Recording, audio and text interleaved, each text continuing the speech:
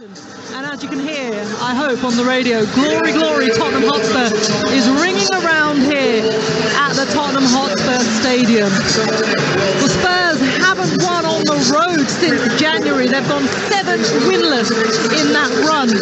But home certainly is where the heart is.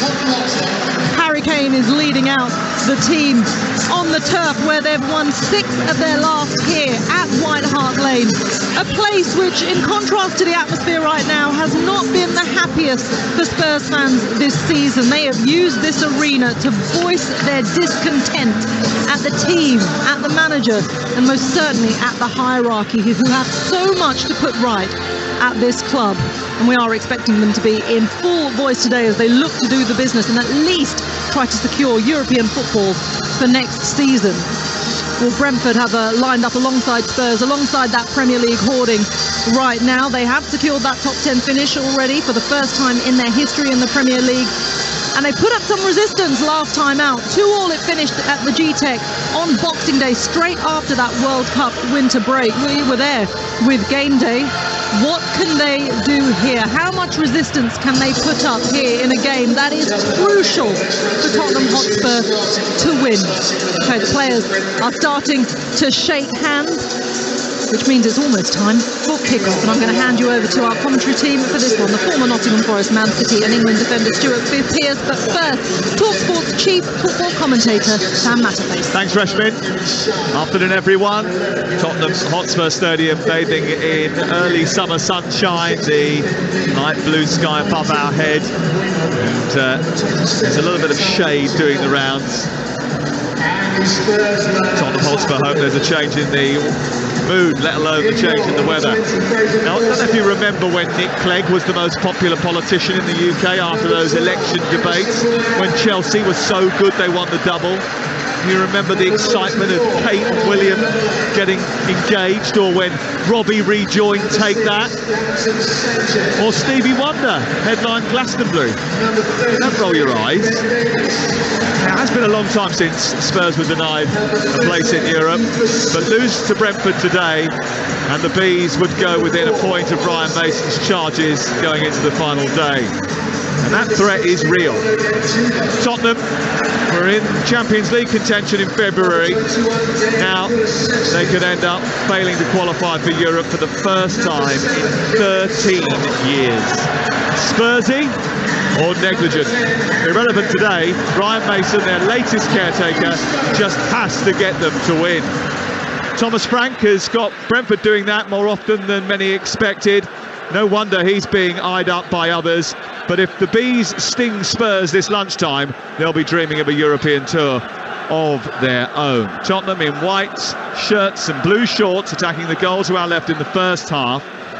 Have Forster in goal, Emerson Royale, Sanchez, Longley and Davis start in a back four for the first time together, and for only the third time this season that Tottenham have played with a back four in the Premier League. Skip and Basuma holding in midfield, Kulusevski and Danjuma on the flanks, Kane and Son through the centre. Brentford in their third kit, which according to the Bees website is inspired by the stadium's Vibrate seating. I wonder if they mean vibrant. It's black and it's got fluorescent yellow and pink squares dappled on it. They're attacking the goal away to our right in the first half. Raya is the goalkeeper, Hickey, Pinnock, me and Henry. Onyeka, Janelt and Jensen through the middle, and Burmo, Visser and Schade going forward. The referee Jared Gillett, VAR Andy Madley. This weekend Newcastle can secure a place in the top four. Manchester United can wobble. Leeds, Leicester and Everton are all fighting to beat the drop. To stay across it all, you need the Talksport app. We have more ears on us than ever before. That's because you know we love football like you do. This is Talksport, the world's biggest matches on the world's biggest radio station. Right now, there's an ominous question hanging over Tottenham Hotspur. Are Spurs going to be excluded from Europe altogether? To tell us how they can avoid that fate is the former England defender Stuart Pearce. Well, to avoid it, Sam, they've got to win 2 games and hope, to be quite honest with you. It'll be a massive blow if Spurs are not in Europe for this football club. Attracting players, I think there's a semi-rebuild needed this summer. Certainly they've got to get the supporters back in line, and to do that a European campaign I think is paramount for them. The ball with Yves Bissouma just in front of the centre circle inside his own half. He travels up towards the halfway line. It goes out towards the far side, and Tottenham have possession with an opportunity for Danjuma to try and get down that right-hand side. It's almost as if Kulusevski's playing as the second striker with Kane up top and Danjuma on the right and Son on the left. We'll keep an eye on the formation for Tottenham Hotspur for you, but it's definitely a back four they are starting with. Here's Kulusevski working it out to Danjuma, who's nudged the ball infield down the right side. Kulusevski's won it back and scampered down the right touchline into the edge of the penalty area. Low ball into the 6-yard box, but it's too close at the near post for David Raya, who drops on the ball, collects it and will clear for Brentford. So it's 0-0, a minute and a half played on Talksport. Tottenham's form has plummeted, 4 defeats in the last 6. Brentford have taken 9 points from the last 12, but Tottenham are better at home, and this is a chance in their final home game of the season to sign off in style. It's a chance they have to take. This is Hickey in the right fullback position for Brentford. Plays it into midfield, and Frank Onyeka gets it back again, and it's just a little bit hefty, and there might have been a nudge from Oliver Skipp. Already Thomas Frank, who might just be eyeing up the surroundings, saying, yeah, I actually did quite like this dugout. It's quite comfortable, actually. Is on the edge of his technical area, trying to organise proceedings. Ball cleared long by Brentford upfield. They will go direct, they're not afraid of that, but they can play football too, especially counter-attacking football. They blitzed Manchester United earlier in the season. What do you think their tactic will be today, Stuart? Well, put it this way, I think you can see they're very, very well organised outfit, you know, very well coached, and they won't offer much wriggle room for Spurs in this game, that is for sure. Hickey gets it back to the edge of the 18-yard box. Ben Mee into midfield. Jensen, who's added goals to his game this season, gets it back to David Raya, who flicks it out to the near side. Brilliant footwork by him to shove it into Hickey. Couldn't quite get it under control. Son goes across, puts it out, and it's away for a throw midway inside their own half. Brentford have already guaranteed a top 10 finish, which is their best league finish since 1938. What was that team like in 1938? It was pretty good, yeah. Very youthful. Some haircuts similar to my own, actually. Ball on halfway with Bissouma, who's making his first start since a operation to correct a stress fracture to his left ankle. Here on the left-hand side, Brentford trying to get the ball in towards the edge of the box. And Burma will try to shoot on the half volley from inside the penalty area.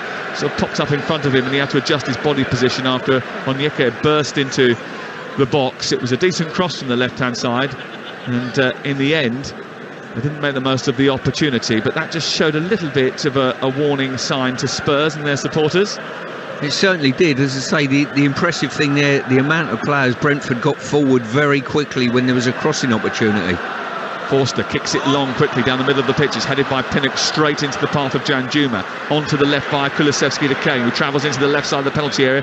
Tries a right foot flipper in towards the near post.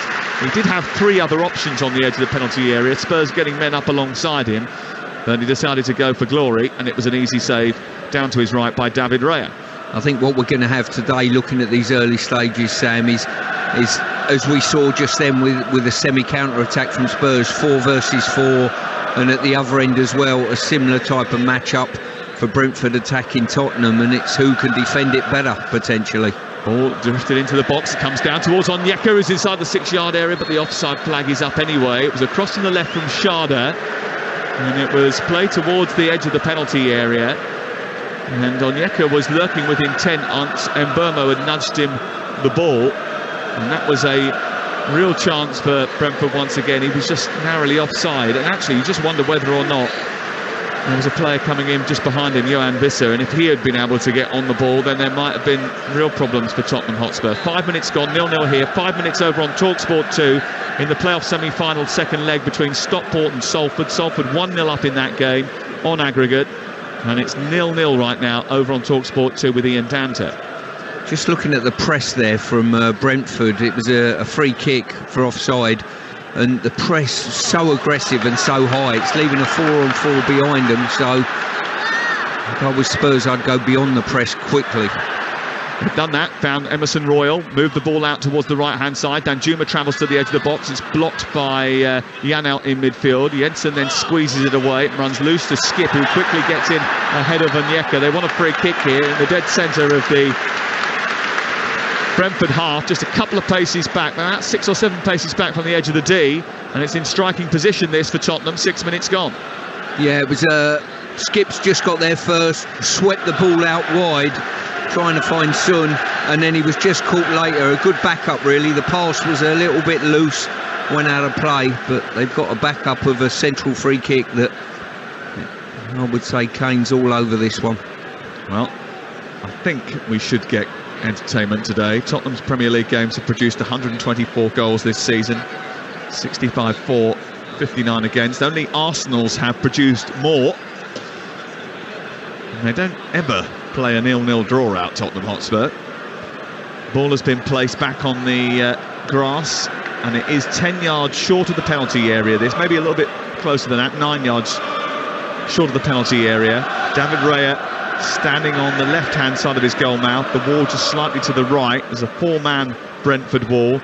Tottenham have put players either side of that wall for a sort of travel path for the ball to go through. It's Kane who's going to strike it, right footed towards the far corner. Oh, what a hit that is! A brilliant curling effort, arcing away from David Raya. It's a world-class free kick from a world-class player. Harry Kane, another season, another 30 goals, another record. Tottenham's talisman, the first man to score in 25 different Premier League games across a 38-game season, has just scored one of the best goals he's managed all season. 1-0 Spurs. Well, I've got to say, brilliant work and brilliant setup. Before the ball was even struck, they've got 4 players in the eye line of the goalkeeper, putting untold pressure on the goalkeeper. Good movement by those 4 players, and then when it was back-heeled to Kane, opening up the side of the goal he was supposed to be covering, it's absolutely been whipped round the wall, round the guarding players, and into the top corner. Magnificent free kick. Oh, it was a super effort, wasn't it? Just rolled to him gently by Kulusevski, and he addressed it beautifully, right-footed, over what was left of the wall, and it went right out and came back in again. And David Raya went up with his right hand, couldn't reach it. It was so far in the corner, it was ungettable, and Tottenham lead by 1-0. And it's just about the perfect start. Certainly was. And they talk about the buzzword around the stadium, is it Harry Kane's last home game in a Tottenham shirt? If you're going to sign off, that's not a bad way to do it. And that's a big question, isn't it? Is this the day that the Tottenham fans see him here in a white shirt for the last time? Well, if it is, he has given them a golden handshake. A super goal. Ball sent out towards the left-hand side by Brentford, up towards Sharda. Now got to come from behind Brentford in the game. Got a question for you here. Apart from Ivan Toney, which obviously is not playing today, Brentford have done particularly well over the last couple of years.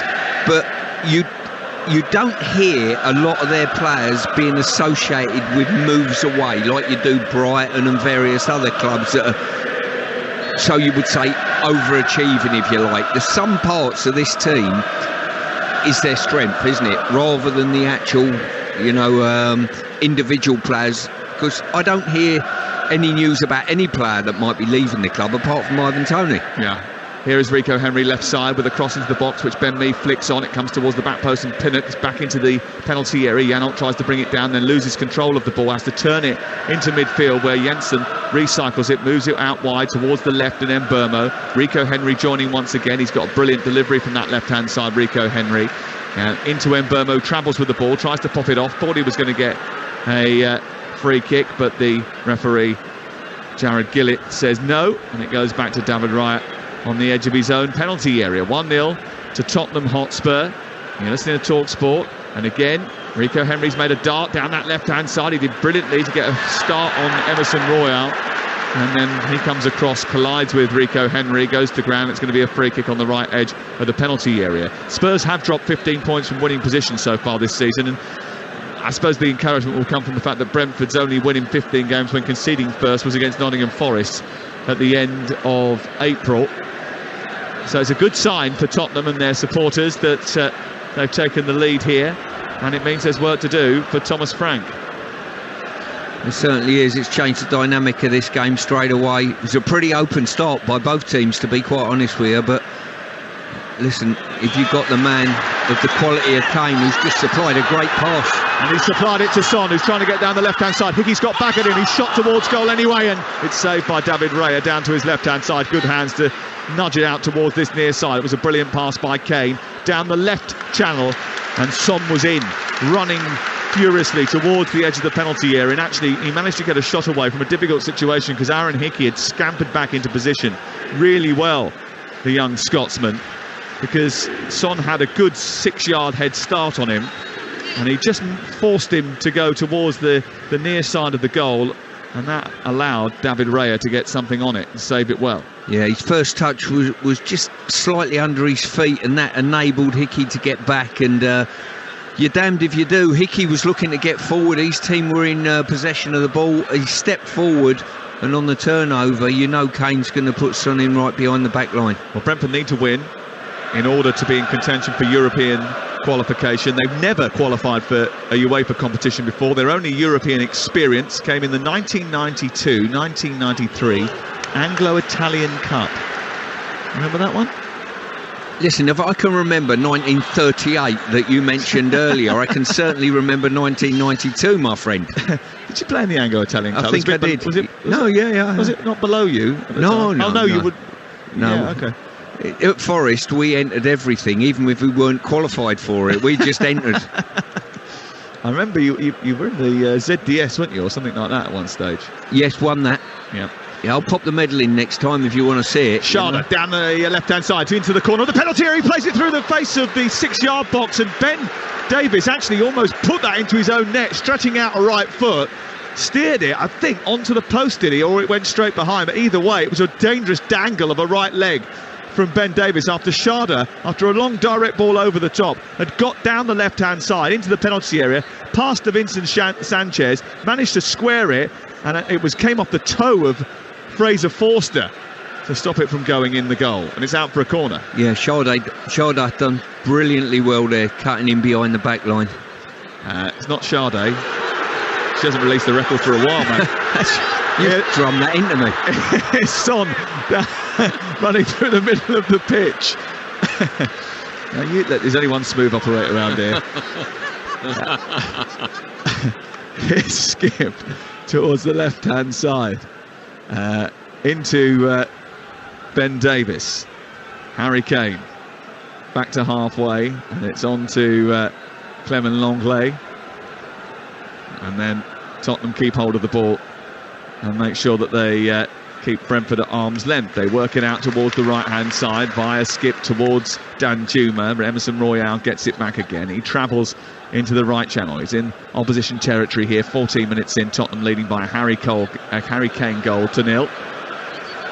Harry Cole? We're all at it today. Harry Cole, is that some sort of 60s spy or something, isn't it? Sounds like it. Here is Danjuma towards the right side. Kulusevski, D-Mob happy, it's the last Saturday of the season. Into, well, for some anyway. Longley.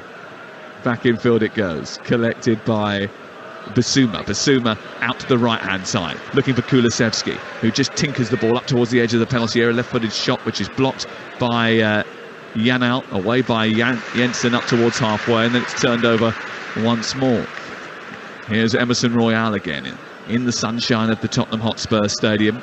The ball flicked out wide towards the left, and Son waiting for it, lurking with intent in the left wing position. Looks to run at Hickey here. Instead he'll go back to Davies, who sends the ball towards Harry Kane, who's being manhandled by Ben Mee, and he almost got control of the ball because Mee was so determined to keep hold of Harry Kane that he forgot there was a ball to win. It was a version of come dancing at one stage. They just the pair of them ignored the ball, and be interested to wow. I don't think Ben Mee's actually got hold of Harry Kane, but he certainly had no eyes whatsoever on the ball. He wasn't looking at the ball at all. His back was completely to where the ball was, and Kane managed to get hold of it. Hickey gets it back to his goalkeeper, clad in orange today. He clips it into the midfield area, looking for Johan Visser, who wins a header. It drops for Matthias Jensen, who sends it out to the midpoint of his own half, right side, with Onyeka moving up the pitch now quickly. And Burmo finds Visser, back into Onyeka, back to Visser. It's a bit behind him, but he gets away from Bissouma, who dangled a foot, and that's going to be a free kick for Brentford, who have scored the second most number of set pieces in the Premier League this season, only second to Liverpool. 17 goals from set pieces this season, so you don't want to be giving away free kicks at this sort of range. You certainly don't. I think it's outside shooting range, but they'll certainly try and put the bigger boys forward and loft one to the far area. Well, Schade at the back post. Ben Mee has travelled up towards the edge of the D. Visser is in there as well, and so is Ethan Pinnock, who's come up from the back. Onyeka's just travelled to the far post, and Burmo and Jensen in close-knit discussions deciding where this ball should go. Spurs have declined to put a wall up here. They've just got Son standing 10 yards from the goal. I'll tell you what, Sam, Brentford have put everyone within 30 yards of Tottenham's goal, and Tottenham have got everyone back. So if this ball breaks and there's a quick attack on, there's a lot of room to run into. 17 gone. Tottenham 1, Brentford 0 on Talksport. 0-0 over on Talksport 2 in the big playoff game from League 2. Stockport against Salford. It's 1-0 to Salford on aggregate. And Burmo, as those players all move away into different positions just before the free kick is taken. It's Jensen who swings it towards the far post, looking for Pinnock. It came through towards Onyeka, didn't get it under control, took a little flick on the way through, and it goes out for a Brentford throw over by the corner flag. Well, unfortunate that. I think he's put it into a really good area, and when you're stood over the ball, that's all you can ask, to be honest with you. And Spurs just tracked their men and managed to see him under it, and cleared it to a throw-in on the far side at the moment. Yes, and it's going to be a long throw, which Jensen is going to take. He's gone over, wiped his hand. There's no one within 15 yards of him, by the way, at this moment in time. Hickey's just gone short, and now he's taken 4 steps back from the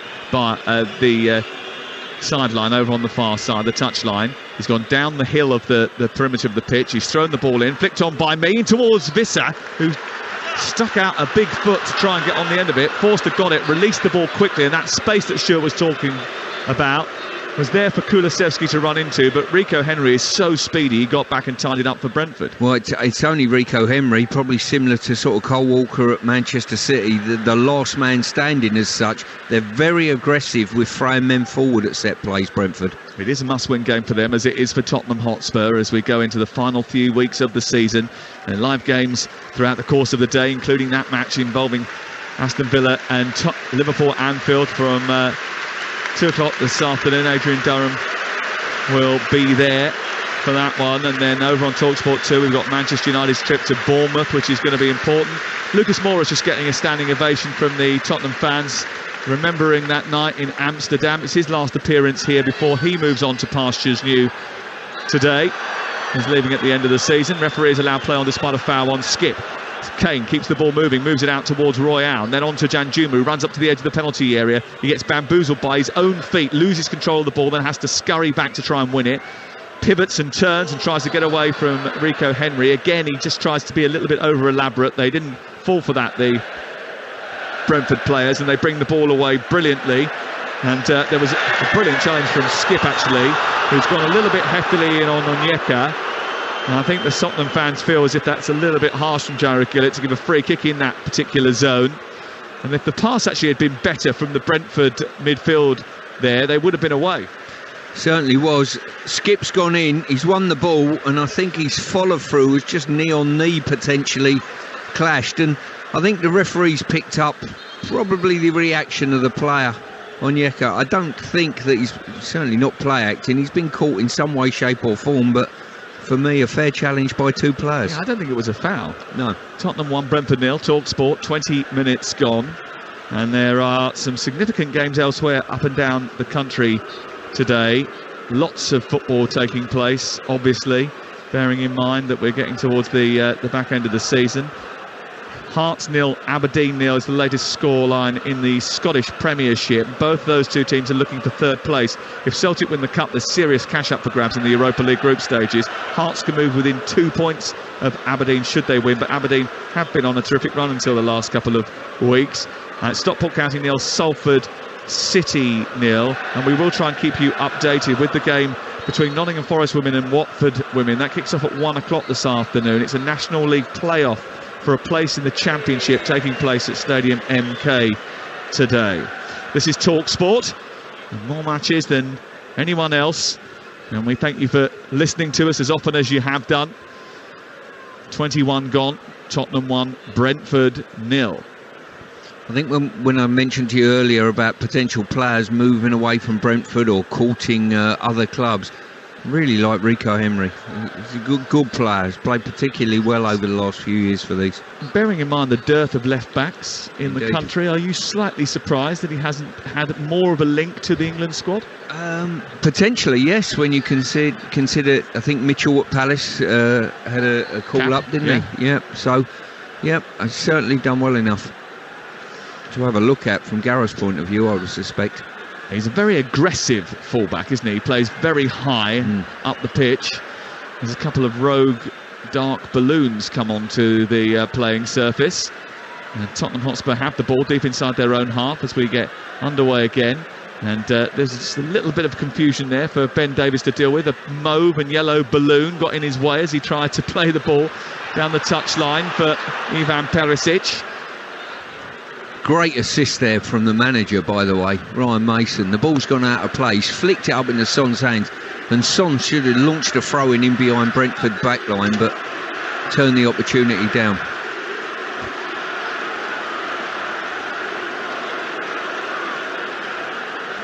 I said Ivan Perisic. I think I meant Clement Longley. It's definitely not Ivan Perisic. He's not in the team. Basuma swings the ball brilliantly from the tight to the touchline into the middle of the pitch, and Royale plays it down the right hand side looking for the run of Danjuma. Interception came from Rico Henry and it goes out over on the far side, and those balloons providing a bit of a distraction. I think really the referee should be popping those or getting the players to pop them. Well, I'm surprised that the players don't, or the referee doesn't stamp on them as he goes past. We've got about 5 on the pitch at the moment. Here is Kulusevski out towards the left-hand side. It's picked up now by Son, who runs at Aaron Hickey, who's backpedaling towards the edge of the area. He goes towards the edge of the box and looks for a 1-2. He gets a beautiful one from Kulusevski, delivers the ball towards the far post. Header is cleared off the line. Emerson Royale's header steered away from the near post by Rico Henry, who got back and did his defensive duty. And there's just another example of his reading of the game and his talent to get back and help out his team. It was a brilliantly worked move by Tottenham Hotspur. The little back-heeled 1-2 involving Son and Kulusevski gave the opportunity to steer the cross to the far post. Royale was waiting on the edge of the 6-yard box to nod the ball towards goal, and Henry was across to save the day.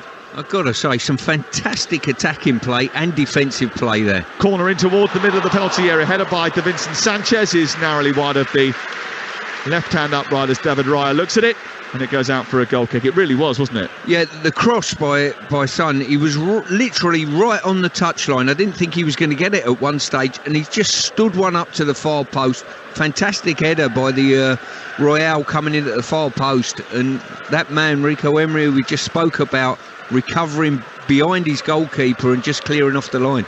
Harry Cole, by the way, political editor of the Sun newspaper. I knew it somewhere. He's in our five-a-side team. He's the striker. He scores all the goals. 25 minutes gone. It's Spurs 1, Brentford 0. You're listening to Talksport. Ball shuffled back towards Clement Longley.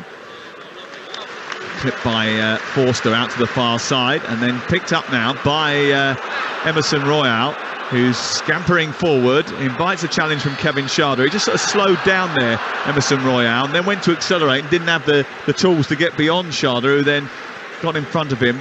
Royale committed a foul. It's going to be a free kick.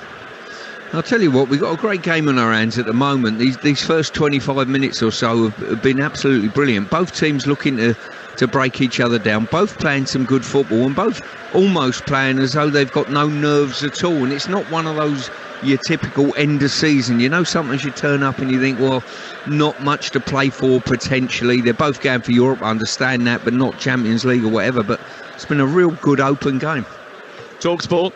And it's currently Tottenham Hotspur 1, Brentford 2. Here are the latest odds from Betfair, the official betting partner of Talksport's Premier League coverage, where right now you can get Spurs to win at 11-4, Brentford to win 7-1, the back the draw 7-2. It's all thanks to Betfair. Go to betfair.com. It's 18+, begambleaware.org. Throw into Brentford over on the far side. They've progressed down the touchline here very quickly. They're going to launch this one into the box. It's so interesting watching the way that the Brentford players all move in unison depending on a signal that comes from whoever's taking the set piece or throwing the ball in. Ben Mee flicks it on, unchallenged inside the penalty area, looking for Mbermo, and it's caught by Forster. He throws the ball down the middle of the pitch. It's missed by Vitaliano, and Danjuma is away here, running towards the edge of the box, skipping back in. He's got men around him. He doesn't utilise the ball very well, and then he makes a mistake because he dawdled too long. He needed to be more decisive, and Brentford have managed to clear it out on the far side. Well, it's been clearly evident from the first couple of minutes the way Brentford squeeze every player near enough around the last third for any set play, long throw or free kick. And obviously Tottenham have done their own work, and on 2 occasions now Forster's released counter-attacks. Kane picking the ball up 10 yards short of the 18-yard box, clips the ball down the left-hand side in towards the edge of the penalty area, and it's Ben Davies who's travelling down the left channel. It doesn't reach him, it goes out of play and away for a goal kick away to our left-hand side. 27 minutes on the clock on Talksport. Spurs, I think, probably will need that collective spirit that Reshman and Ryan Mason were discussing in the interview that you heard on Game Day earlier today. He put it all down to consistency and the way that the team had worked. He spoke about the way that he has a clear way of working, his credentials. He wants the job, there's no doubt about that, and I thought he did speak brilliantly. Whether or not it's the right decision at this moment in time for him and for the club will remain to be seen. It's Tottenham's gift to make it or not. He only took over after the dreadful result at Newcastle and has only really had 2 clear weeks to work with the team, with his coaching staff of Matt Wells, Nigel Gibbs, who was working in the academy, and Gianni Vio is the set piece coach. Will be delighted that that set piece worked so well for them to get in front in this game. I don't think he's really had a chance to stamp his authority on style of play yet, Stuart. No, but I'll tell you what, they're kind on the eye on what I'm seeing at the moment. Tottenham playing some good football, but then again, I would say both teams are. Both teams more than comfortable on the ball, knocking it around, trying to play through the press when they can. If not, they're finding centre forwards to link play with. And one of the things about Brentford that I quite like is their adaptability. They will play out from the back as they've just done, but they can go direct. And one of the criticisms I suppose we had of Brighton in midweek is that they didn't change their game when they were under the cosh from Newcastle. Here over on the far side, the ball whipped in by Henry into the penalty area, and Mbermo gets up, heads the ball, but he got so much underneath that it went looping into the air and almost touched the golden cockerel which hangs over the roof of the south stand. Goes behind and away for another goal kick. It's 1-0. Yeah, once again, ball coming into the box there. Good cross in by Rico Henry, and it was 3-on-3 in the box. And you think, well, if they had more physical presence with Tony, he potentially would have managed to control a better header. Ball struck firmly by Forster, and on the halfway line it's met by Ethan Pinnock. One constant, of course, in the Tottenham lineup, talk about consistency, is Harry Kane and his goals. 25 different Premier League games he scored in. No player has ever done that over a 38-game season. So another record goes down to him. And I'm sure that there'll be a few more between now and the time that he hangs up his boots, although he's got some bloke called Erling Haaland who might well, if he decides to stay in the Premier League, take all of them again. Here is Yves Bissouma, back after injury. They needed a bit more ballast in midfield, especially with Højbjerg injured. He got picked up an injury in training this week, and Christian Romero, who's out at this moment in time because of an injury he picked up against Aston Villa. That was a little bit shoddy from Tottenham, playing out from the back. Invited a challenge from Onyeka. Onyeka's been penalised. The ball's gone out on this near side. Harry Kane's run over to take the throw-in. It's misfielded by Ethan Pinnock, and then it's turned forward by Kulusevski, looking for Danjuma, but he's not got the speed to get away from Henry. That lane has been closed off, and Raya will clear upfield. Yeah, poor mistake there by Pinnock. Just took his eye off the ball, slipped under his leg, and we've had 3 or 4 occasions where Tottenham could have launched counter-attacks and have done. A goal's not come of that yet, but you would suggest the longer the game goes on, the more chance they're going to have of scoring from it. Well, they always score, Tottenham Hotspur, and Brentford are very good at not losing. Here is Kulusevski travelling down the right-hand side. Oh, he's played the ball short and square, and it's picked up by Mbeumo, and Yeka plays it back to Yanal. They're just a man light at the moment because the Cameroonian Brian Mbeumo was knocked to the floor by Kulusevski after he won the ball back. So Brentford have just delayed getting it forward so he can rejoin the attack. He's back on his feet now. He's in the centre circle. He dabs it wide to Hickey on the right side, just a couple of steps over the halfway line. Pinnock then flies the ball from the centre out to the left, and Schade takes it down. They picked him up for 30 million quid from Freiburg. He's yet to score for Brentford since his move. Ball kicked long out to the right, and Yeka gets it now, and he can't get it under control, but he manages to keep Brentford in possession. Hickey travels backwards rather than forwards, then plays a square pass into Jensen, who takes it inside the centre circle well, slides it up to Visser. It's almost 4-on-4 for a moment there. Out wide is Henry. Visser picks him out, and he steps up, left-footed, delivers a cross into the box, almost came to Visser, didn't quite get there, then nearly fell to Schade, and it's away by Sanchez and cleared up to Bissouma in the middle of the Tottenham half. I would say if Tottenham are going to win this game, they're going to have to outscore Brentford, because Brentford are creating balls into the box, and all it takes is 1 or 2 of them to fall a little bit more kindly than they actually have done at present. Adrian Durham is coming up next after we finish today with Game Day Live. Relegation, top 4 Euro issues to solve in the Premier League. The League 2 playoff semi-final between Carlisle and Bradford, which is finally poised, is live on the Talksport app for the right to meet either Stockport County or Salford at Wembley. And at this moment in time, it looks like it's going to be Salford, but there's still a long way to go in that game. It's 0-0 over on Talksport 2 in the League 2 playoff semi-final, and still 0-0 between Hearts and Aberdeen at this moment in time. It's 1-0 here to Tottenham, scored by Harry Kane after 8 minutes of the game, and it was a brilliantly well-worked free kick, a dab by Kulusevski into the path of Harry Kane, and then he arced the ball brilliantly into the top corner. That was unreachable. I tell you who's done well so far for Brentford, Jensen at the heart of the midfield. He's sort of playing a holding role. He's played a couple of passes that have been pretty critical, and he's linked play together particularly well. Terrific little player, cute, sharp, knows when to find the pass. He's a good young player, 27 years of age, not that young, but he's certainly a vital cog in the Brentford wheel. Here is Bissouma turning inside the centre circle, plays it left onto Longley. Longley plays it wide. Now it's collected by Davis. Davis back to Kane. Kane into Davis again, and then they just try to keep hold of possession inside Brentford territory. Son comes short, and then Onyeka converges with Bissouma, who goes down, gets back to his feet. Now Davinson Sanchez has it. Infield to Oliver Skipp, back to Clement Longley.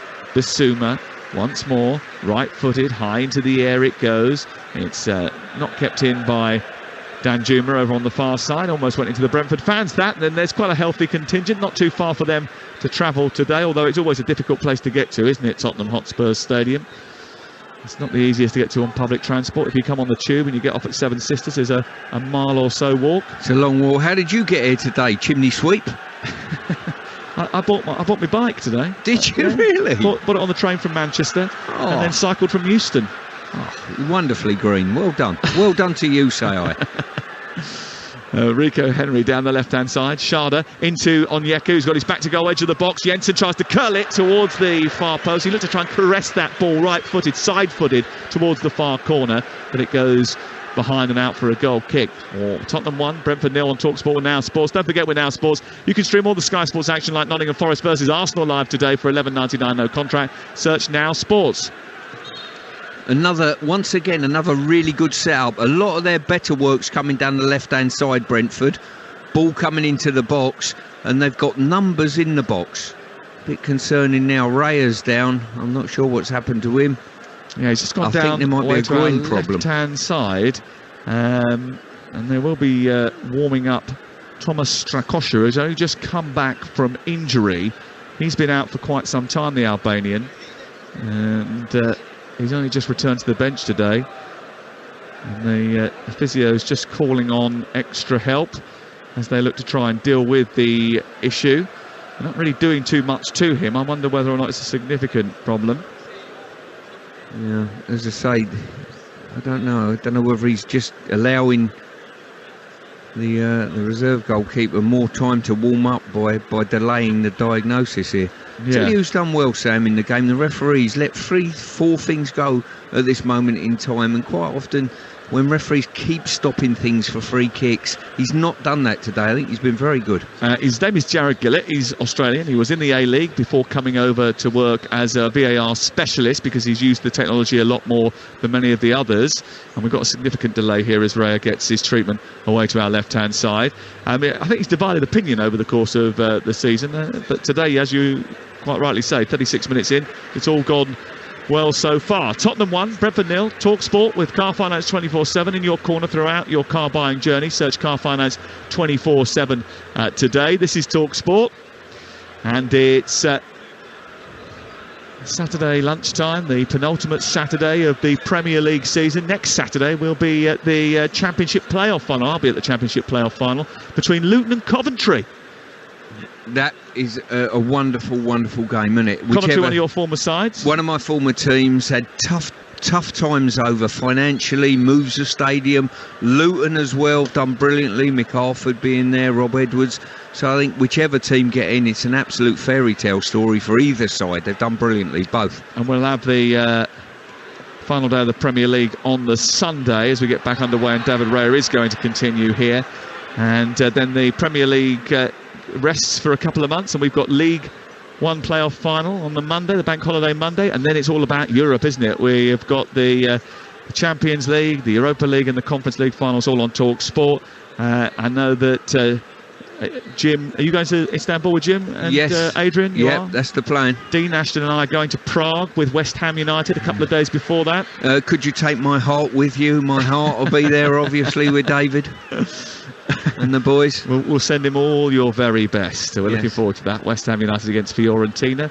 Those finals coming up in it's the second week of June, actually. The FA Cup final before that as well, which will bring you live on Talksport. 38 minutes gone, and we are back underway with Brentford attacking the goal away to our right-hand side. Spurs leading by a goal to nil. A goal given to them from Harry Kane, a well-worked free kick, which he arced into the top corner beyond David Raya.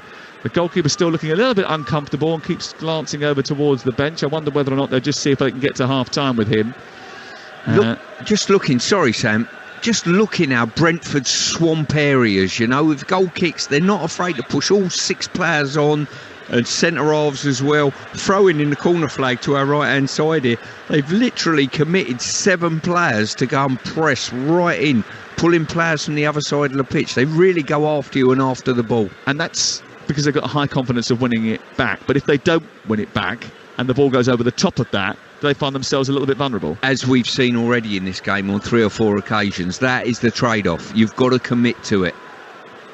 Talksport 1-0 to Tottenham. It's with Forster at the moment, and again the players all gravitate towards the near side before it stepped over by Kane and then swept forward beautifully by Son. And now they are outnumbered as Tottenham come forward with Kulusevski driving the ball towards the edge of the area. It's in by Emerson Royale, blocks it, goes behind and away for a corner kick as Rico Henry intervenes and stops the cross. It's got a couple of positions out on the wide right there, Emerson Royale, which could have been quite useful. It hasn't made the most of them. No, he's not had the quality in his feet. I mean, his best interaction's been that header that was cleared off the line, but he's, as you rightly say, he's had a couple of great opportunities, steadied himself in the box, and then you've just got to find the correct crossing technique. Corner, Kulusevski, far side, left-footed, right under the goalkeeper, who's got to stretch up and reach and get that ahead of Harry Kane as it flies through the 6-yard box, and he does that. The Brentford captain, David Raya, and it's cleared out on this near side for Brentford in those black shirts with those fluorescent pink and yellow squares dappled all over the front. I think it's to represent the seating in the stadium. And they move forward now with Rico Henry, who's allowed to travel a long way by Tottenham. It's moved into the path of Sharda in the left wing position before coming infield to Janol.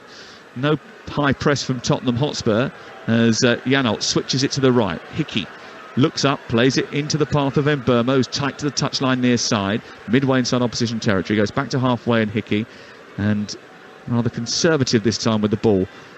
Brentford, they nudge it back to Ben Mee at the heart of their defence. Brentford are belligerent, they're determined and very scrappy. They don't like losing. Only the top three have lost fewer games over the course of the season, so this is not done yet. Here's Schade down the left-hand side, trying to get the better of Davinson Sanchez, who has to be a little bit careful. He's given away a few penalties in Tottenham colours, and they clear the ball now, Tottenham, up towards Bissouma, who's found Harry Kane, who couldn't control when Yeka's come back and won it on halfway. Johan Visser turns away from Skip, and Bissouma moves to the edge of the area, does brilliantly to play it in towards Mbeumo, who's bumped off the ball on the edge of the box by Ben Davies. Jared Gillett says play on, and Mbeumo is upset about that. Yeah, he is. I think he knew there was a challenge on its way there potentially, and for me, I think he went down a little cheaply, trying to gain either a penalty or certainly a free kick in a very dangerous area. They do have a bit of taste for the physicality and the combat of a London derby, do Brentford. They have won the last 3 and they haven't lost any of the last 8. And Tottenham will know that. Here is Davinson Sanchez into Bissouma. Janelt goes to engage, forces him back. Again, they press in opposition territory. And Mbeumo comes across. Longlay's forced to play it wide out to Son. Son skips in past Hickey, tries to run past Pinnock, can't do so. Kane comes to help out. They're tigerishly on Kane straight away, but Son's got free and he's just got loose in midfield, and he's running now with space to play the ball into to Emerson Royale, who runs towards the right edge of the penalty area, gives it back to Son. Son turns, clips it into the area. Danjuma with a flying header, glances the ball wide of the right hand upright. Good football by Tottenham. They broke the press, they got out brilliantly. Son was at the heart of it, combined well with Emerson Royale, and then delivered a cheeky cross in towards the middle of the goal, where Danjuma had come off the touchline and into the centre, and he flicked his header wide. Yeah, as you rightly say there, they broke the press, and that is the key for Tottenham, to break this press, this aggressive press from Brentford. Pinnock's going all the way in with Kane, and on that occasion he was drawn out of position, Pinnock, and there's big distances to cover for the remaining 3 back 4 players, so that's how Tottenham are getting the overloads there. 3 minutes to go before half-time. Talksport live at the new Tottenham Hotspur Stadium, this resplendent, magnificent arena with its raking south stand away to our right that houses 17,500 people. That's almost as many in that stand away to our right-hand side that rakes up at a 34-degree angle from the ground. Then they can squeeze into the Brentford G-Tech Community Stadium. That is an incredible stat, and you wouldn't think that, would you? Amazing, isn't it? Well, it looks a big stand, but you wouldn't think they could all fit in one stadium across London. Ball headed away by Ben Davies. It's headed down and into the path of Skip. Skip tries to bring it clear, goes back to Longley, then Bissouma clips the ball through the middle of the pitch. David Raya just volleys the ball back from where it came, and Tottenham now have got to deal with Brentford coming forward once more with a couple of minutes to go before the end of the first half. Oh, that was a little bit over the top from Yves Bissouma.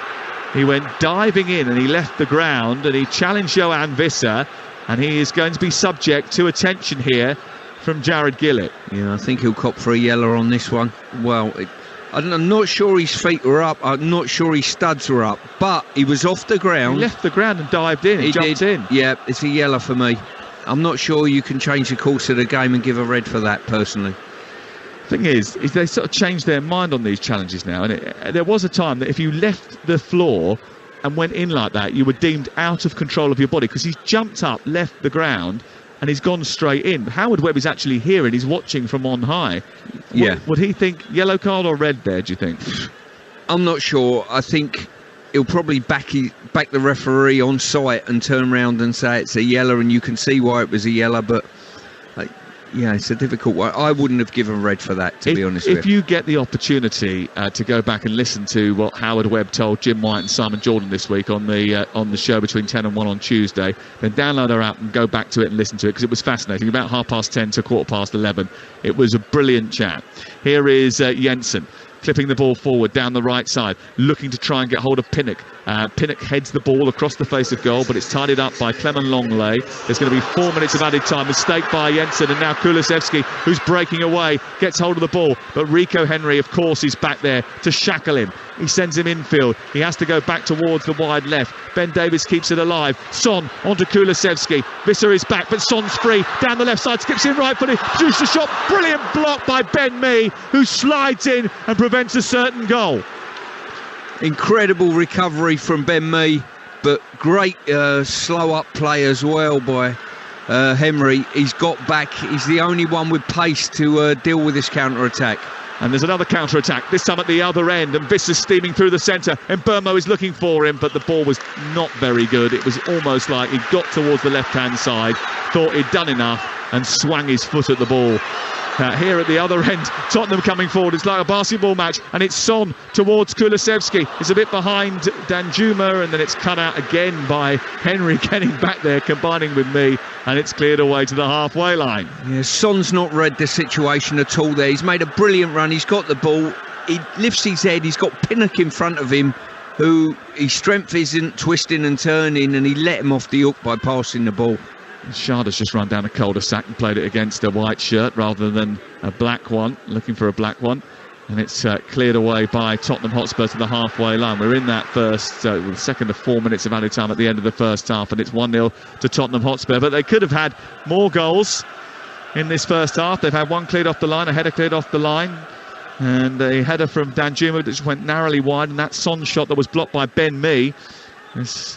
Terrific opportunities. Here's Visser down the left, driving into the box. He gets beyond Bissouma, produces a nice ball in towards the near post. There's no one there to capitalise for Brentford, and it's cleared away by Tottenham. Only as far as Jensen on the far side. Henry kept it alive initially, and then Tottenham win the ball back from Jensen. Jensen then wires into Emerson Royale, gives away a needless free kick in the right full-back area.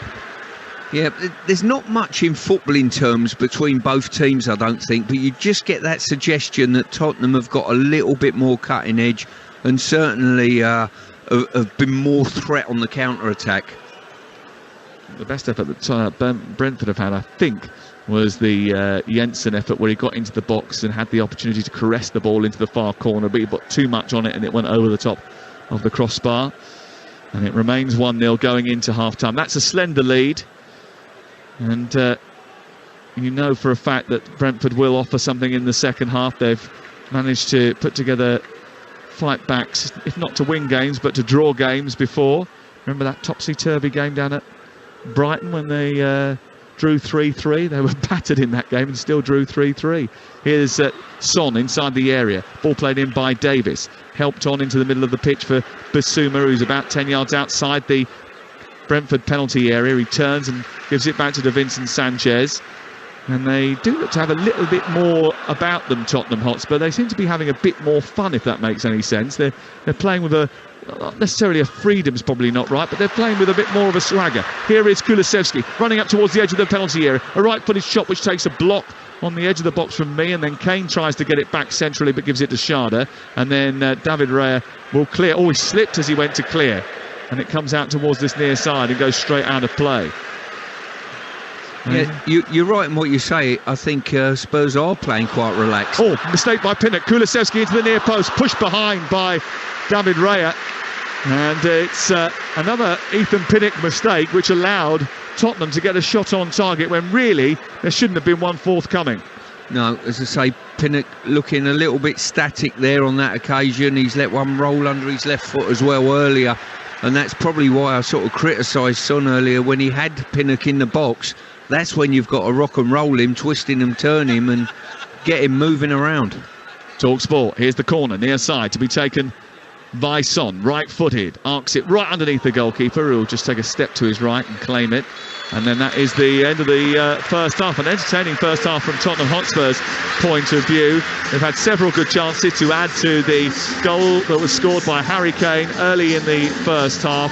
Both Danjuma and Son had good efforts before Kulusevski had one saved by David Raya on the stroke of half-time. They've been dreadful by their own standards this season, but every one of their last 6 Premier League wins has come here at the new Tottenham Hotspur Stadium, and they are determined to send their fans off for the season in style. At the break, Tottenham 1, Brentford 0. Stan Masface, thank you very much. Yes, they are determined to give these fans something to cheer about. The happy music has come back now as the players head towards the tunnel for that half-time break. It's a slender lead, but it's still a lead, and it's a lead that's also led to Tottenham Hotspur creating many more goal-scoring chances than the opposition. It's just about putting that away and getting ahead, isn't it now, Stuart? Yeah, I wouldn't say they've created too many clear-cut ones, but they've created good opportunities to create some clear-cut ones, and I'm pleased to see the Tannoy man. He's got Mr. Blue Sky on. I think that's a reflection of the team playing quite well. If they hadn't have played well, the fans would have been at him, and I think we would have had a Smiths tune to bring us all crashing down to earth. What did Brentford have to do then in this second half? They have had spells where they've been allowed to grow into the game, certainly, but I mean they are missing Ivan Toney, aren't they? I think so.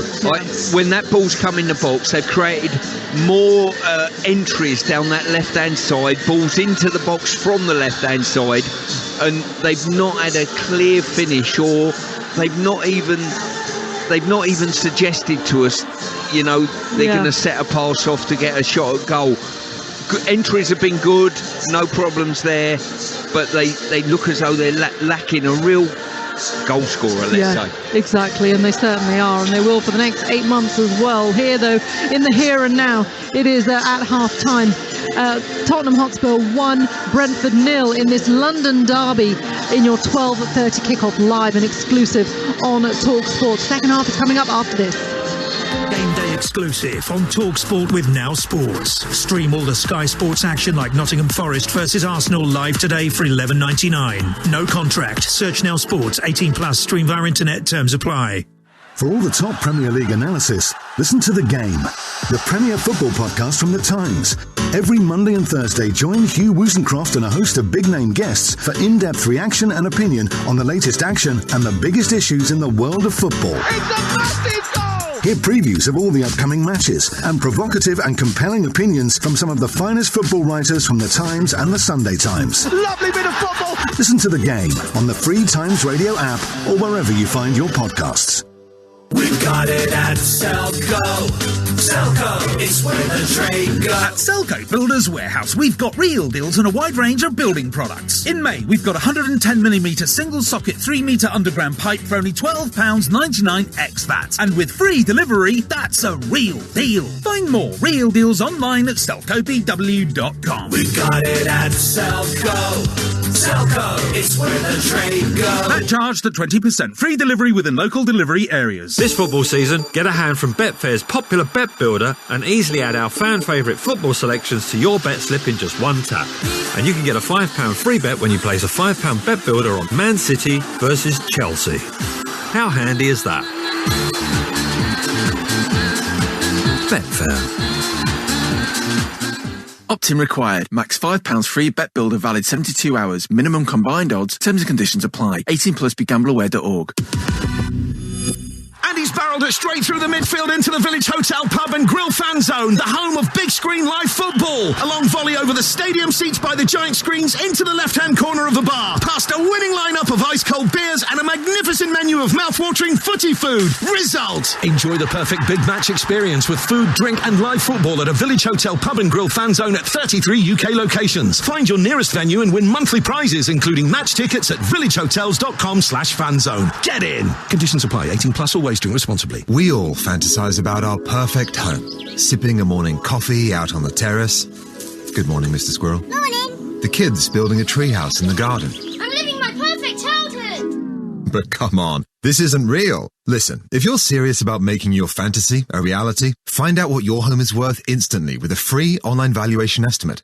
Get real about moving. Get on the market. Most common time to obtain an online quote between 1st of June 2022 and 30th of September 2022 is under 3 minutes. Excludes Northern Ireland. Hello, my friend. Life comes at you fast, so make time for you time with Just Eat. For early times, lunch times, late times, strange times. The perfect times for the McDonald's Sausage and Egg McMuffin, Five Guys Cheeseburger and Strawberry Shake, Domino's Pepperoni Passion, plus more from Costa Coffee, Creams Cafe and Pizza Express. So order now, later, in a bit, whenever. We got it. Did somebody say Just Eat? Product subject to availability in restaurant and serving times. Participating stores only. See justeat.co.uk for details. Rodri to De Bruyne, flicked onto Walker. Goal! No one saw that coming. Or as we say in Japan, no arutaka wa tsume o kakusu. The smart hawk hides its talents. For a taste beyond the expected, Asahi Super Dry, official beer partners of Manchester City. Enjoy responsibly. Visit drinkaware.co.uk. Game day exclusive on Talksport with Car Finance 24/7. They'll take care of the money stuff, so you can focus on finding your dream car. Search Car Finance 24/7 today. Representative APR 19.9%. Car Finance 24/7 is a credit broker, not a lender. Game day. Feel the passion and the pride of the Premier League. Oh, it's a stunning goal! Game day exclusive on Talksport. Hello, this is Game Day exclusive on Talksport. I'm Reshmin Chowdhury, and it is half-time between Tottenham and Brentford here at the Tottenham Hotspur Stadium. Spurs leading by a 0-0, courtesy of a sublime free kick from Harry Kane. In the League 2 playoff semi-final second leg, that one's over on Talksport 2. It is still goalless between Stockport and Salford, while in Scotland it's Hearts 0, Aberdeen 0 at half-time. I am based in North London, though, here at the moment. We're at the Tottenham Hotspur Stadium, and it's time to get the latest from Betfair, the official betting partner of TalkSport's Premier League coverage. Game day on TalkSport with Betfair. Get a hand from Betfair's popular bet builder and easily add our fan favourite football selections to your bet slip. Terms and conditions apply. See support.betfair.com. 18+ begambleaware.org. Sam Rossbottom from Betfair. Spurs a goal up at the moment. How are the odds looking in terms of where they think that result might shift? Yeah, well, that's to be expected. Spurs have been backed into odds-on favourites to win this game and get the 3 points in their last home game. They're now 4-11 to win. The draw 16-5, and Brentford currently 9-1 to turn things around with a memorable comeback in the second half. I did say before kick-off, didn't I, that Harry Kane has been a very popular selection. He was around 7-2 to score the first goal in the match, and much obliged there from Harry. Looking if he will score again. Punters are backing him at 9-4 to get 2 or more goals in this game. For him to score the second of the match and pretty much steal things you'd expect for Spurs, that's 9-2 for him to score next in the match. And of course, we've got Mr. Matterface's charity bet builder. Tell me where that one's going and how that's looking. Yeah. We backed Davinson Sanchez to be carded, Spurs to win, and both teams to score. We backed that at around 20-1, so our £50 charity stake could return 1,048 quid if all three land. We do need a little bit of work, though. We could do with Sanchez to be carded and Brentford to get a consolation at the end would be nice, wouldn't it? And then just for me, just for you, Reshmin. Yeah. But of course, we are raising money for the Bobby Moore Fund, and fingers crossed that we can get that across the line in the second half. I do hope so. Thank you so much, Sam Rossbottom. Good to talk to you as always. That odds update is all thanks to Betfair.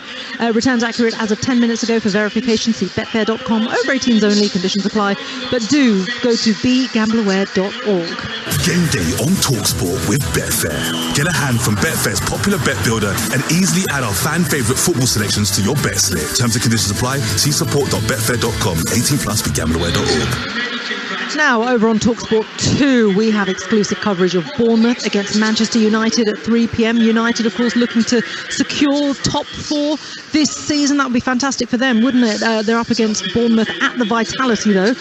Here on Talksport, that's on Talksport 2, I should say. And Adrian Durham will be here on Talksport following us. Well, he'll be taking you around the grounds in the Premier League. He's based at Anfield for Liverpool against Aston Villa. That one's a huge game. But Adrian, I'm so sorry. I know I have to ask. I guess the nicest way for me to ask you is just, have you recovered?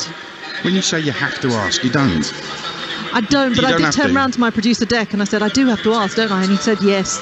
Well, what's he talking about? What's he talking? That's me and him finished. That's the end of that love story. Right, so I've got to talk about this now, right? No, well, I know it was... As a neutral and as a football fan and someone who supports you, actually, because I was thinking about you. I was at work at BT Sport that night, and every time I looked at the score, I thought, oh my, Adrian Durham. Oh my God, Adrian Durham. That's literally all I thought. No thinking joke. About me all night. Honestly, I was at the away end. It was horrific. Yeah, truly horrific. But Listen, it's easy to rationalise. These things happen. The freak result was our result, winning 4-0. Yeah. It's no surprise That's a that good way to Sheffield rationalise Wednesday, it, actually. the size of them, with the players they've got, the budget they've got, a big victory for them over us at home is not a big surprise. When you put it in the context of half-time in the tie and it's 4-0, you shouldn't lose it, and I think they know that. We were appallingly bad, atrociously bad. No, I'm not over it. But thanks for asking. That's all right. There's someone else who wants to talk to you as well, actually. Hang on. Ref, just an observation here. You know when someone's hurting really badly, they throw out they've got a bigger budget than us. You know what I mean? Yeah. We used to do it as managers, you know what I mean? When we suffered heavy defeats, I can feel your pain, big man. I just hope Hull get over the line on Sunday for you in the Challenge Cup. Well, if you ever needed someone to rub salt in the wound, there he is. Yeah, thanks. I am an open wound. Can't wait to see you on Wednesday at Life Friday, in general, isn't it? Yeah, exactly. You two are going to have a great one. Look, moving on from that heartache, because I know it will be heartache. You are based at Anfield. It's Liverpool against Aston Villa. This one's a huge one in the context of European football, because both sides are chasing, aren't they? They are for different competitions, obviously. If Liverpool overhaul Man United will be the biggest bottle job since Peterborough. So I'm all for them taking over that mantle. But Liverpool are in incredible form, but Aston Villa have been as well. Do you know who scored the winner last time Villa won here in 2014? Ooh, Gabby Agbonlahor. He won't let me forget it either. He's got to mention that tomorrow. Many times he said. So I've got it in once, Gabby. Yeah, well done. Really scrappy goal. It was terrible, really. Was it awful? But yeah, they all count apparently. But yeah, listen, I think Jurgen Klopp's got away with it this season. Last 3 windows, they spent 160 million on 3 strikers. Yeah. And yet their goals tally has been pretty appalling. Scored 94 last season on 70 goals right now and in danger of not making the top 4. So he seems to be getting away with it. I'm not quite sure how, but if this was Pep in this position, he'd be getting hammered left, right and centre. So let's see if Liverpool can overhaul Man United. If not, it will be the first full season Klopp's been here that they won't have qualified for the top 4. Yeah, which would be extraordinary, wouldn't it? At 3 p.m. on Talksport 2, it is Bournemouth against Manchester United. Now, I remember with Game Day, we were there, I think, in 2020 when Bournemouth beat Manchester United at home. That was under Eddie Howe, actually. And look, this is a side who really could be on the beach at the moment, because the job is done from their point of view. For Manchester United, they have it all to do. How do you see that one going? Because Gary O'Neill will not want standards to slip, will he? Even in that last home game. When you say on the beach, it's quite literally. From the beach, isn't it? Yeah. Listen, their last 2 away games, Man United, they've lost them 1-0. Bournemouth have their possibility. They can do it. I don't believe in the on the beach thing. I think individual players, when they get out there, I know we did a feature on it on Game Day a few weeks ago, but I'm not a big believer, because once you get the kit on, you're warming up and you're out there and the fans are there, you want to play in front of them, sure. Yeah. Gary O'Neill, I know, got Stuart's vote for manager of the season. He'd get mine as well. Stuart was on White and Jordan yesterday, and I was listening to him and I thought, absolutely bang on, like he's bang on with Saka, by the way. Just what Stuart Pearce does, right? It's not Sam. He doesn't just add up goals and give out a Player of the Year award. He thinks about football in a logical, constructive way. So, ouch! And by the way, you're right with Harry Kane as well. I tell you what, Harry Kane. Hold on, no. I added up quite a lot of goals. What's he doing talking when I'm on? Come on. Harry Kane, given all the rubbish that's going on around him on and off the pitch, for him to get that number of goals, sensational. So you're right. I agree. This is what I've been saying as well. I was listening. You were absolutely spot on. Yeah. Win the treble, I think you can rightly claim Player of the Year. Oh, so they all get Player of the Year? Well, no, if you score 50 goals in the team that win the treble, I think you can claim Player of the Year. Kane would score 50 goals in that team. 82% of the football writers wanted to give Erling Haaland the award, and you actually almost changed your mind. So don't give it all the large that you went with Saka. Almost changed my mind. Didn't you contact them and ask them to change your mind, then decided not to do it? What did I ask them to change my mind to? I was going to give it to Kevin De Bruyne for making all those goals. Give over. That's not true. Oh, he my literally goodness. just stands there and scores. Give over.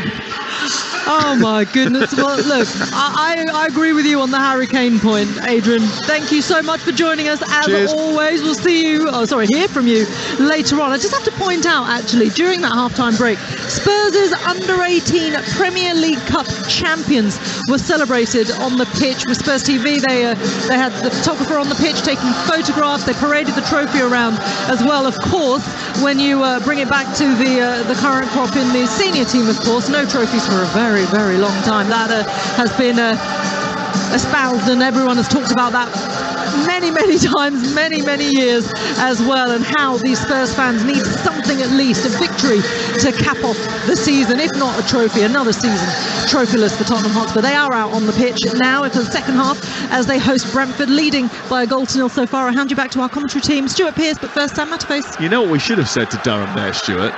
We should have said to him, it's not a blame game, it's not a debate, we were just asked to list the players.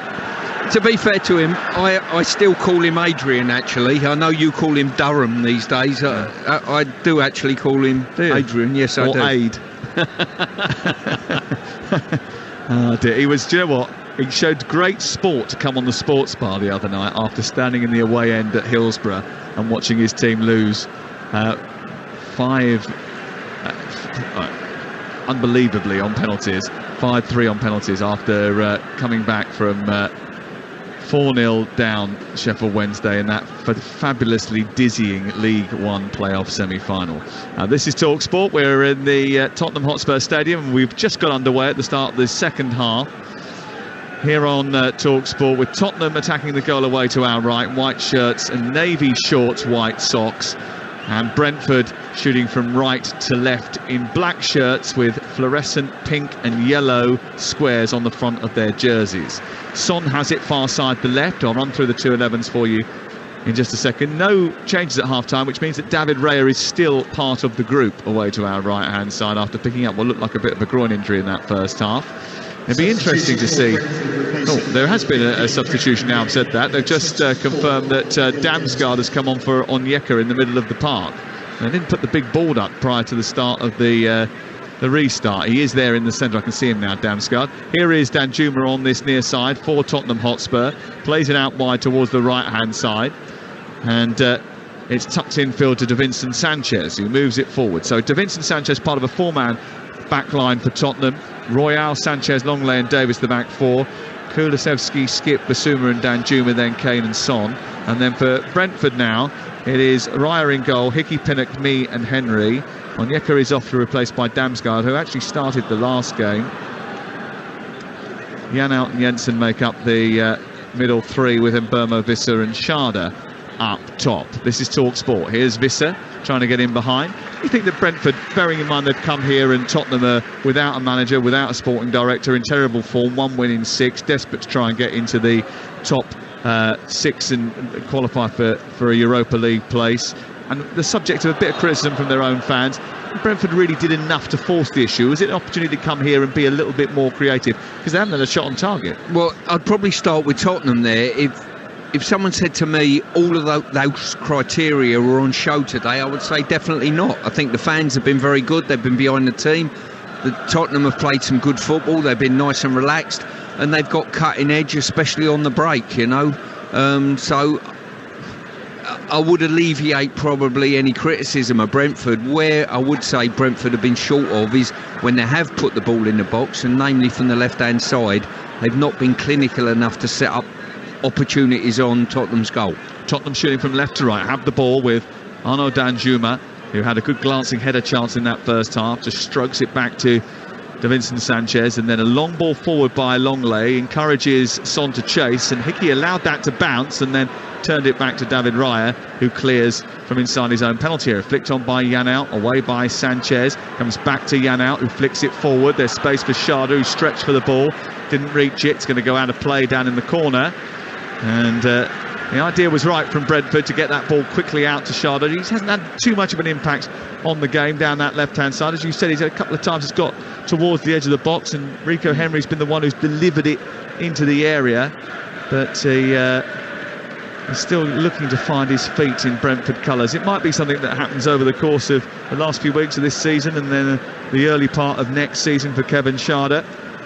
So it's not an easy division to settle into, that is for sure. You know, there's been probably a lot better players than he that have come here, and it's took a while to settle in. Listen, if Thierry Henry, it takes him a while to settle in, there's hope for everybody else. Yeah, and he's come from Freiburg. It's not like he's come from a big hitter on the continent. He's come from a team that have been all right in the Bundesliga, but it's not Dortmund and it's not Bayern Munich.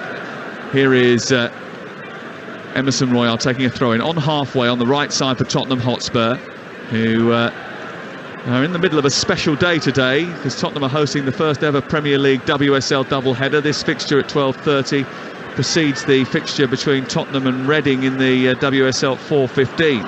Here is Johan Visser out to the wide right position. It's on towards Mbeumo, who cuts in left-footed from the edge of the box and drives it past Fraser Forster, and with their first shot on target 5 minutes into the second half, Brentford are on level terms. Well, Brentford just proving they're no pushovers anymore in the Premier League. They're a well-organised outfit. They've been in the game, there's no doubt about that first half, and all of a sudden you've got to give credit to Henry, the left back. Quite often the ball goes out for a throw-in and players take an eternity to get it in, umming and ahhing. He got the ball back into play, great setup, and when it swept out wide, there's cutting. He was able to open the goal up. Good ball out wide by Visser, and then Bueno just opened the goal up, left foot into the far corner. Defensively, you're suggesting there he's got to do better than that. Show him wide, do not show him inside to open the goal up. Good finish. It's a really good finish, and it was a brilliant setup with Visser running across the penalty area, feeding it into the Cameroonian, who chopped back on his left foot and arced the ball towards the far corner because he had the space to do so. It was a really good finish by Brian Mbeumo. 8th goal of the season, and in the absence of Ivan Toney, they are going to need more goals from other places, and he has shown that he can provide them. It's a great start to the second half for Brentford, and the worst possible start you would have thought for Tottenham Hotspur. And I suppose the good news for Spurs fans is that 66% of all of their goals are scored in the second half of matches, but after getting in front of this game and actually almost winning it because they had so many chances that they didn't put away in that first 45 minutes, they've got to go and try and win it all over again, Stuart. They certainly have. As I say, they're capable of doing so, but I would say Brentford certainly are as well, and it's been even Steven, I think, on the run of play. The lack probably of cutting edge for Brentford in the first half is certainly not there to be seen in the second, when that was dispatched with aplomb. No Ivan Toney till January because of his ban, so Brentford will need alternatives. Burmo's just been robbed by Davis on halfway. It's played into Kane and then back to Kulusevski, edge of the penalty area, playing it wide towards the right, looking for Emerson Royal. It's not a great ball, but Schade did brilliantly to get back and block him, and then they seem to sort of befuddle themselves and give away a corner when they didn't need to do so, Brentford, and it is an opportunity for Tottenham Hotspur. Well, Schade done well getting back into the situation to turn the ball over, but as quite often happens, he's waiting to be fouled or by a foul, and it just didn't come. Kulusevski into the centre from the short corner by Son, comes back to Emerson Royal, strikes it from distance, doesn't even get to the edge of the box, comes in by Skip, deep towards the far post. Kane tries to head it down, then the second ball which bounces up, he tries to strike. There is an infringement, maybe an offside flag on this near side. Simon Long, the assistant, raises it, and it's going to be a free kick. And there's just a little bit more energy from the Brentford fans over in the far corner, and a little bit of disquiet amongst those in Tottenham shirts, some of them still coming back from half-time and making their way back to their seats and realising that it's now Tottenham 1, Brentford 1 on Talksport with Now Sports. Don't forget, with Now Sports you can stream all the Sky Sports action, like Nottingham Forest versus Arsenal, live today for £11.99, no contract. Search Now Sports. A beautiful afternoon in North London, but Tottenham Hotspur, after getting in front and having several chances to extend their lead, have allowed Brentford to get back into this game. Janelt infield to Jensen. Jensen further on to Rico Henry. Rico Henry travels down the small slither of the side of the pitch, which has got a little bit of shade because of the see-through roof of the Tottenham Hotspur Stadium.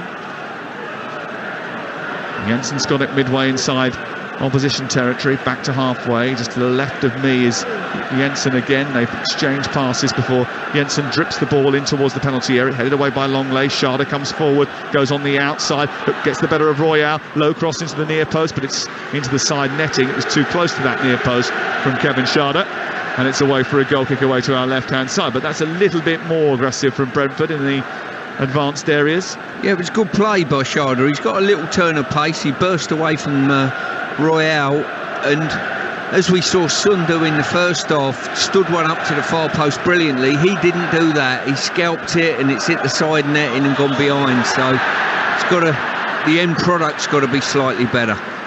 And just looking at Damsgaard, he's come on and been the change, and he's got advanced and got into the box. He's almost playing in an inside right situation, and maybe it's that extra man, extra body that the managers looked at and thought, you know what, we need someone to get in the box and create a bit more chaos.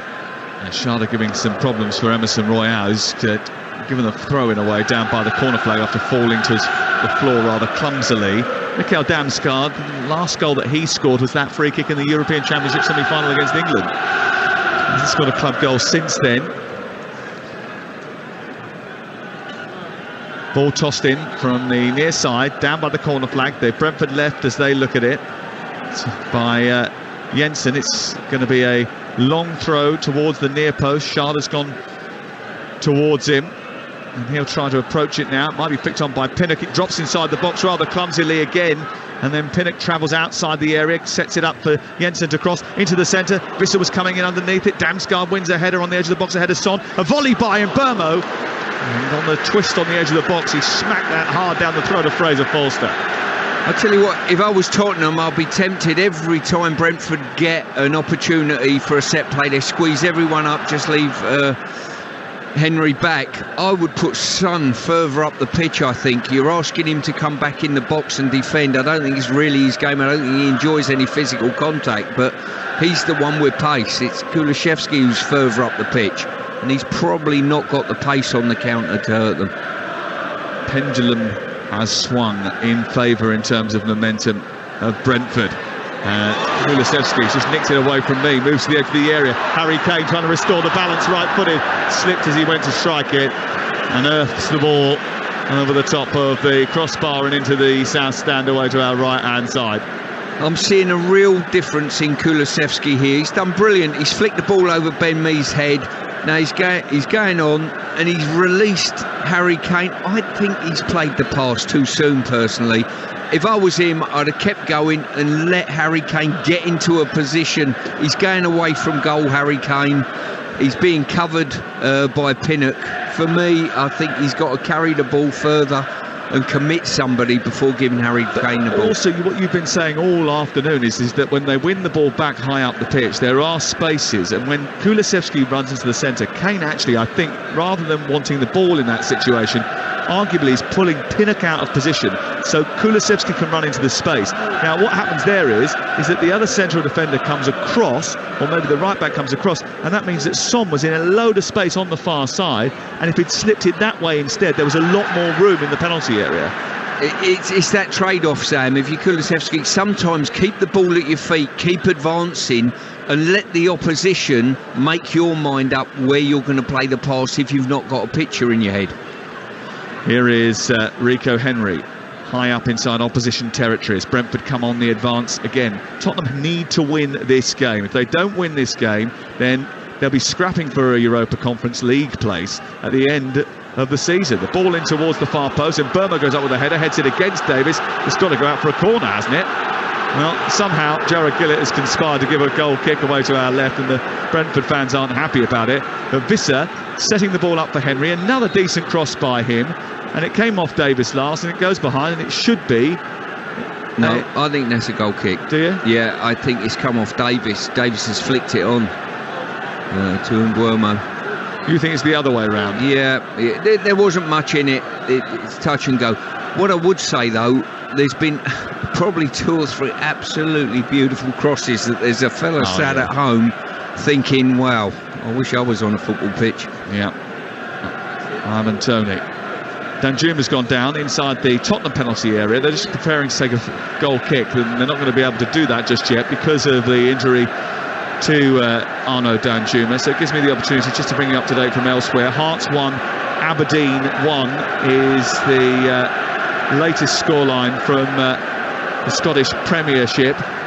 Not that good really for Hearts, who are trying to chase down Aberdeen and getting to third position so they can get into the group stage of the Europa League. Still Stockport County 0, Salford City 0 on Talksport 2. And here it's 1-1 between Tottenham and Brentford, and we've hit the hour mark. And Brian Mbeumo's goal after 50 minutes has changed things and changed the mood a little bit. I mean, this place is a great stadium. It's a magnificent stadium. There's super semicircular sort of sweeping arcs at the top of each stand, which give it almost like a wavy feel. But the atmosphere can change very quickly because the Tottenham support aren't happy. They're not satisfied with what they've seen this season. A lot of their season has been a disappointment, really. And to come into this game knowing that in order to be able to go on a European quest next season, they need to win. Oh, they've given the ball away cheaply. Fraser Forster straight to Jensen from kicking out from the back. He's given it straight to Jensen, who's cleared it over the top of the crossbar, and it's out for a goal kick, and they're pretty fortunate. That's why there's a little bit of, can you hear that frustration, that murmur of disappointment amongst those supporters? They can almost feel as if it's inevitable that Brentford are going to come back and win the match. Yeah, I thought it would almost be a little bit more volatile around the stadium with the ingredients that have been thrown in the mix recently. But to be fair, the fans have been with them to a certain extent. Obviously, if Brentford get another goal, that might change. Ball headed forward by Skip after David Raya had kicked out. Flicked on by Jensen as the ball drops in midfield. Headed forward by Longley as Brentford regain possession. And Kane's gone down. I think I might just have seen Richarlison being sent out to warm up away to our left, but it's Mbeumo who's got him behind here, and Schade is at the far post. Mbeumo has teased it into the far corner instead, and Brentford are in front, and sorry, Spurs are struggling again. Down the right side, he outpaced the back line, got into the right channel, opened up his body, and with his left foot he teased the ball into the far corner, and Tottenham have gone from 1-0 up to 2-1 down in the space of 17 second half minutes. What a turnaround at the Tottenham Hotspur Stadium, and it's got a familiar feel to it. Tottenham, who have lost so many points from losing positions this season, have lost yet another goal. It's 2-1 to Brentford. It was Harry Kane claiming that he was fouled from behind. I've seen it again. I wouldn't have given it. I don't think he was fouled. But what a pass that split the back line inside Davis, and a brilliant run from Mbeumo. He's took one touch, got it out exactly where he wanted it, and he slid it in the far corner from a really, really tight angle. I think that's a super team goal and a super individual goal. Brilliant, brilliant finish. It's an exquisite finish. Well, Howard Webb is just looking back on the monitor at the foul on Harry Kane, the chief of the PGMOL, and they're not going to overturn the decision. Jared Gillett has already made it pretty certain that it's going to be a goal that stands, and Tottenham Hotspur are behind by 2-1. They've dropped 15 points from winning positions so far this season, and they could be dropping another 3 here. And this will change everything at the top of the table. This will mean real problems in scrapping their way to the possibility of getting into Europe at the end of the season. They face Leeds on the final day. Ball in towards the near post this time by Hickey as Brentford come forward again. It's flicked into the air by Sanchez, who looks uncertain now, and it's collected by Forster and will be cleared away. And those murmurings that I was talking about just prior to the goal have turned into full-on groans now. They certainly have. As I say, this game's turned on its head all within a few, well, I would say 10-15 minutes of this second half. And credit to Brentford for that. They've scored 2 super goals. The second one has been absolutely outstanding. Talksport, it's Brentford who lead by 2-1. Tottenham Hotspur in front after 8 minutes from Harry Kane. And Brentford then went up to half-time without getting a shot on goal, came out in the second half and managed to get themselves 2 goals in the space of 17 second half minutes that changed the complexion of this particular football match and may well end up altering the course of Tottenham's season, and they'll end up falling out of Europe for the first time in 13 seasons. And Burmo sending it long and out towards the left-hand side, and Schade, who's running at Emerson Royale. He's backed up now by Rico Henry, who takes over in the left wing position.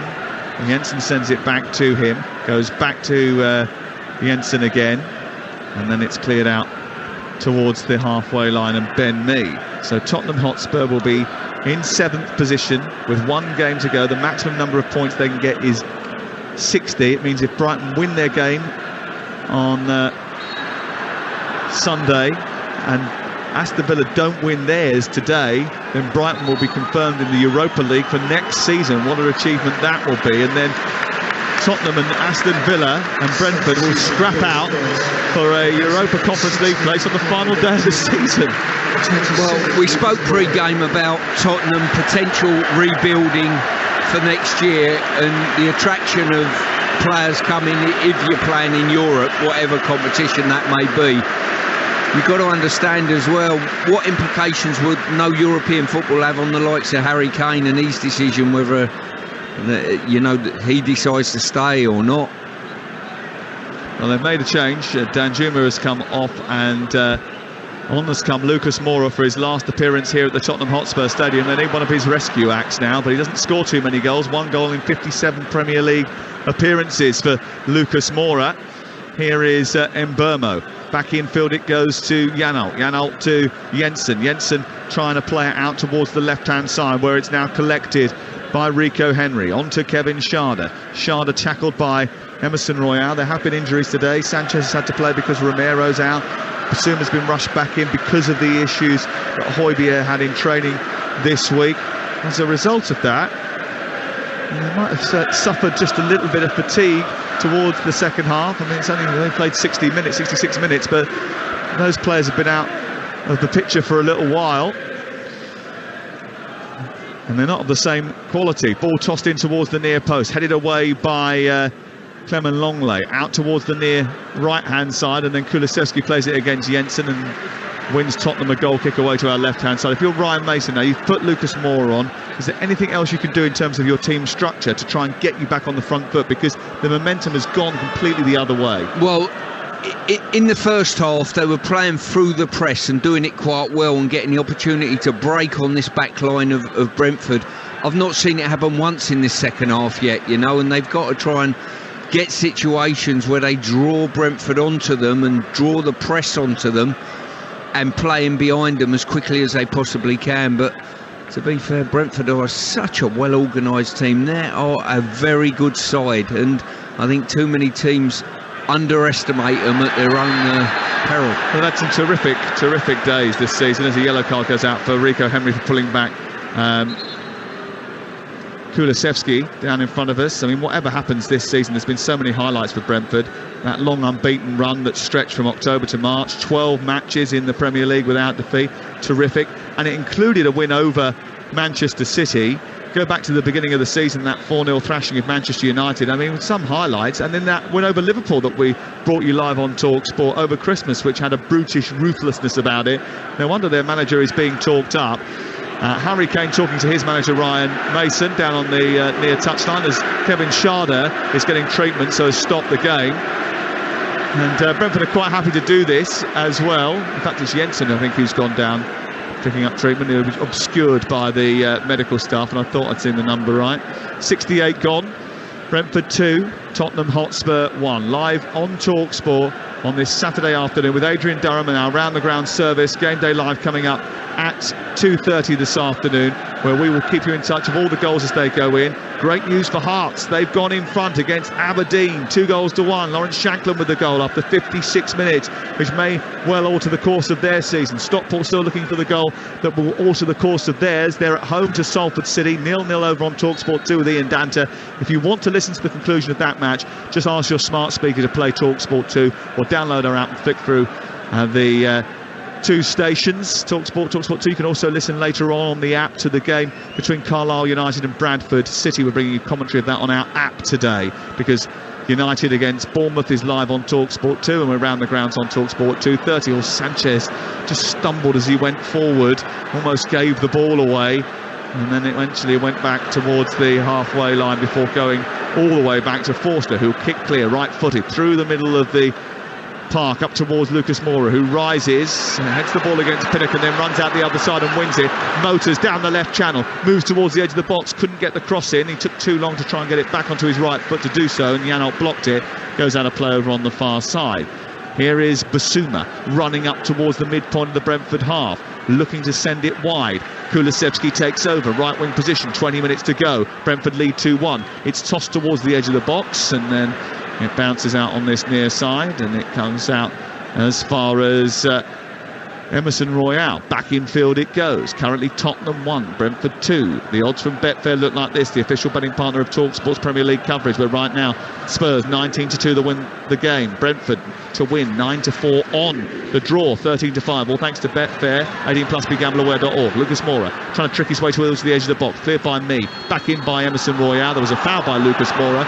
So let's head round our 2 o'clock team news pieces for our 3 o'clock games and start at Anfield, where no Jurgen Klopp in the dugout for Liverpool. United will be hoping for Unai Emery to do them a favour at Anfield, but Villa haven't won there in nearly 10 years. Matt Jones. Yeah, Liverpool go with the same 11 that beat Leicester on Monday, but Milner and Firmino are both on the bench. They'll be leaving Anfield next month. Villa, meanwhile, make 3 changes from their win over Spurs. Cash, Dean and Kamara replace Young, Moreno and Buendia. Liverpool v Villa from 3. Is Dominic Calvert-Lewin fit to start for Everton as they look to save themselves at Molineux? Adam Bridge.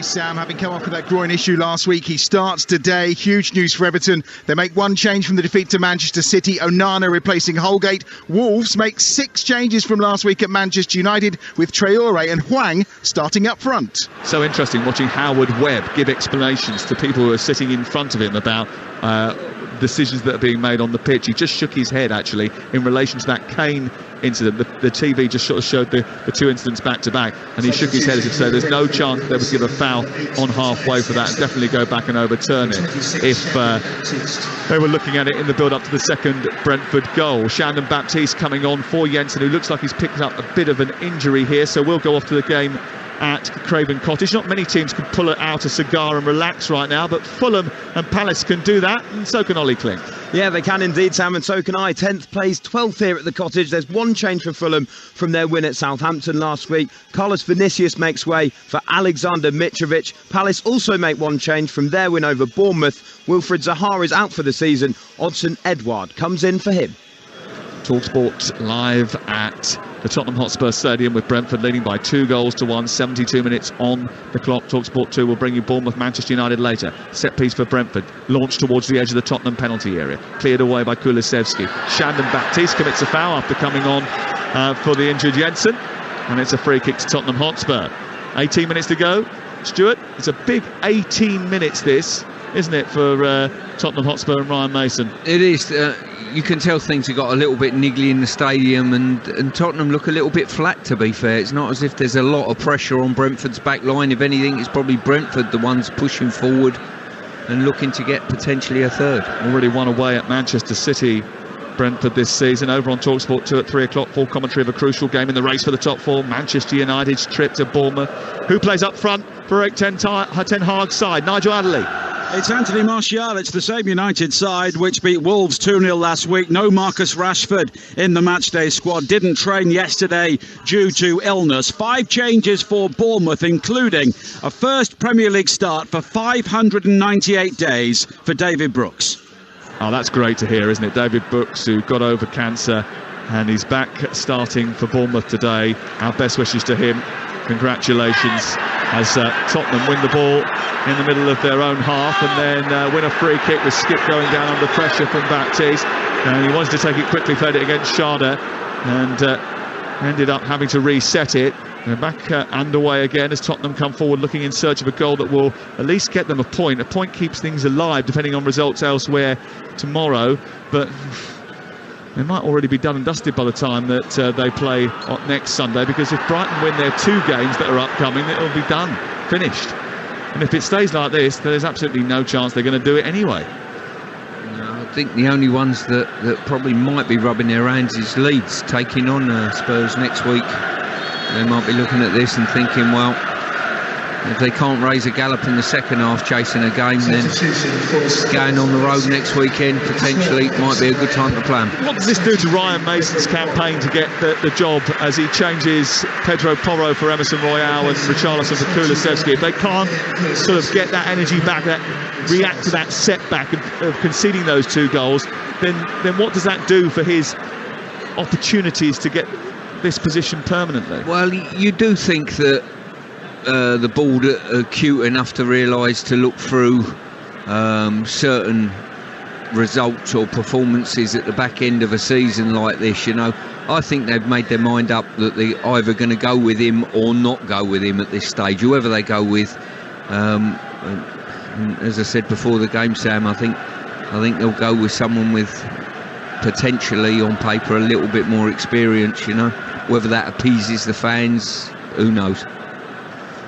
Well, Richarlison is on, but it's Brentford who are coming forward with Aaron Hickey over on the right-hand side, plays it against Davinson Sanchez, and he nudges the ball behind and away for a corner kick. That roar that you heard then was a roar from Brentford supporters over in the far corner, who are very much enjoying their day out. And Mbeumo, who's now on a hat-trick, is going over towards the far side and taking the applause of the fans. And you know what? Since they scored their goals, they look more likely to go on and get another one. They do. They've dominated this second half. Spurs, I can't remember Spurs, I think only once in Brentford's box. Ball in towards the near post. It's aimed towards me from Mbeumo. It's cleared away by Davinson Sanchez. Whacked forward by Rico Henry, but it was nowhere near Fraser Forster's goal. And he will have the opportunity to play out once again. 75 minutes gone. They're going to bring on another substitute. Thomas Frank just going through the tactical positionings before he does make that substitute. Some way above the dugouts, and the angle is a bit difficult for us to see exactly who it is. It might be Zanka who's about to come on. And Tottenham trying to move up the pitch through Skip. Edge of the centre circle. They need a bit more energy. They need a bit more cut and thrust. And Tottenham come down the right with Pedro Porro, who might be able to provide that. He's an attacking right fullback. He's come on for Emerson Royale in this second half. Davinson Sanchez didn't realise that Visser was behind him. He's played the ball out towards the near touchline though, got it back again from Pedro Porro, the Spaniard. Then on to Basuma, centre field, looks up. Just got really nowhere to go here, Tottenham, and they run out of ideas a bit. It's Ben Davies who has it left side. Again, Richarlison and Kane hanging around at the top edge of the pitch, waiting for a delivery. Lucas Moura turns, tries to fire it towards goal, but it's going to be an easy catch for David Raya because it's far too close to him. He sort of turned and hit that with a bit of hope rather than expectation, Lucas Moura, and it's collected and cleared away. Tottenham 1, Brentford 2 on Talksport with Car Finance 24/7. In your corner throughout your car buying journey. Search Car Finance 24/7 today. Ball long towards Schade, flicks it on. Porro gets there ahead of Visser. And Janelt comes in from behind and tries to win the ball from Basuma. That was a bit soft, I thought. It certainly was. It was an aggressive challenge in regard to the distance he made up, and I think that might be his last contribution to this half, Janelt, but certainly a good press from behind. No, Janelt's coming over to receive tactical instructions because he's going to have to reorganise the team because Kevin Schade is coming off to be replaced by a central defender, which is on paper an odd decision. Schade coming off and Zanka coming on. Just pointed to his calf there, Schade. Zanka's gone into a back three, which means they will go into a five at the back now to try and see this game out. Tottenham tried to take the free kick twice. Jared Gillett wanted it taken from a specific place, so made them go back again. The fans weren't happy about that. And Tottenham tried to bring it forward again. They're not and haven't been the most reliable of sides all season, Tottenham, but they've been better here than away. It really has been a tough season for these Spurs fans who have witnessed so much chopping and changing and have had to get used to losing more often. 13 Premier League defeats. This could be 14 Premier League defeats over the course of a season. It's their worst record for over 14 years, and they've conceded more goals than at any other time in the last 15 years. Son picks it up on halfway. Plays it back to Davis. There's a hush around the Tottenham Hotspur Stadium as Longley flies it out towards the near side. Porro encouraged to come forward and look for an equaliser. It's picked up by Kane and played wide to Porro again. He's trying to take on Rico Henry, who's sticking to his guns. It's played into Kane. Kane tries to get away from Baptiste. Visser comes back to help out the defence. That's the centre forward helping out in the left full-back position. He kicks clear over halfway. There's no outball there for Brentford. So that provides encouragement for Tottenham to turn it over quickly and come back and attack them again. Lucas Moura, Kane, space out wide for Pedro Porro, who gets the ball into the box. It's not a great cross. Tucks it back to Henry. Heavy touch, collision with Richarlison. They want a penalty, but it's come back to Kane, who strikes from the edge of the area and he hits it over the top of the crossbar. They are just checking. Jarrod Gillett just waiting to see what the VAR said. It looked a little bit clumsy from Rico Henry, whose first touch let him down. He went to strike for the ball, then pulled out of the challenge. It's definitely not a penalty. No, if anything, it's a dive, and Richarlison's better off than dealing with the ball rather than waiting for a challenge and trying to induce a penalty from a situation. But certainly Spurs have had more ascendancy in territorial areas in the last 10 minutes or so. 10 minutes to go before the conclusion of this match, the final home game. Tottenham always win their final home game of the season, but is it going to go against them today? And I suppose it would be just about right, really. Sums up their season that they were to lose this one as well and leave their fans with that sort of feeling of a horrible hangover to a season which has been largely full of disappointment. Here is Skip out towards the left side. Davis comes forward, charging forward into the Brentford half of the field. There's space out wide for Porro, but his ball out to him was inadequate. It was so hefty, too much air on it, and it flew straight out of play and away for a throw-in in the left full-back position as Brentford look at it. Yeah, Brentford are playing a 5-3-2 situation now, so any space you're going to get is got to come from the full-backs of Tottenham, and the front four of Spurs have got to offer a little bit of width as well. On that occasion, you could have literally within 10 metres was all four strikers, and I think that almost suits Brentford. Les Ferdinand up in the crowd watching proceedings today as the ball is played towards the edge of the 18-yard box away to our right-hand side. It's collected by Raya though, and it will be cleared away after another limp attack peters out for Tottenham Hotspur with 9 minutes to go. It really has been a tough season for these Spurs fans who have borne witness to so much chopping and changing in approach. Antonio Conte leaving, then interim coach Christian Stellini was sacked before Ryan Mason eventually stepped into the breach until the end of the season. And Levy will get a lot more criticism should they slip out of the European places altogether. Davis into the penalty area, onto Lucas Moura, looking for Richarlison, who flicks it behind him, and it's collected by David Raya. Realistically, Stuart, I mean, even a draw today doesn't... I'm not saying it's not going to help Spurs. Of course it's going to help them. It's going to give them the opportunity to maybe get a Europa Conference League place next week if things go for them. And there's always the outside chance that somebody else will slip up between now and then. But you know, you're leaving it in the hands of others, aren't you? This is not Tottenham. They were favourites at one stage to get a top 4 place this season. They made their best start to the campaign in over 50 years.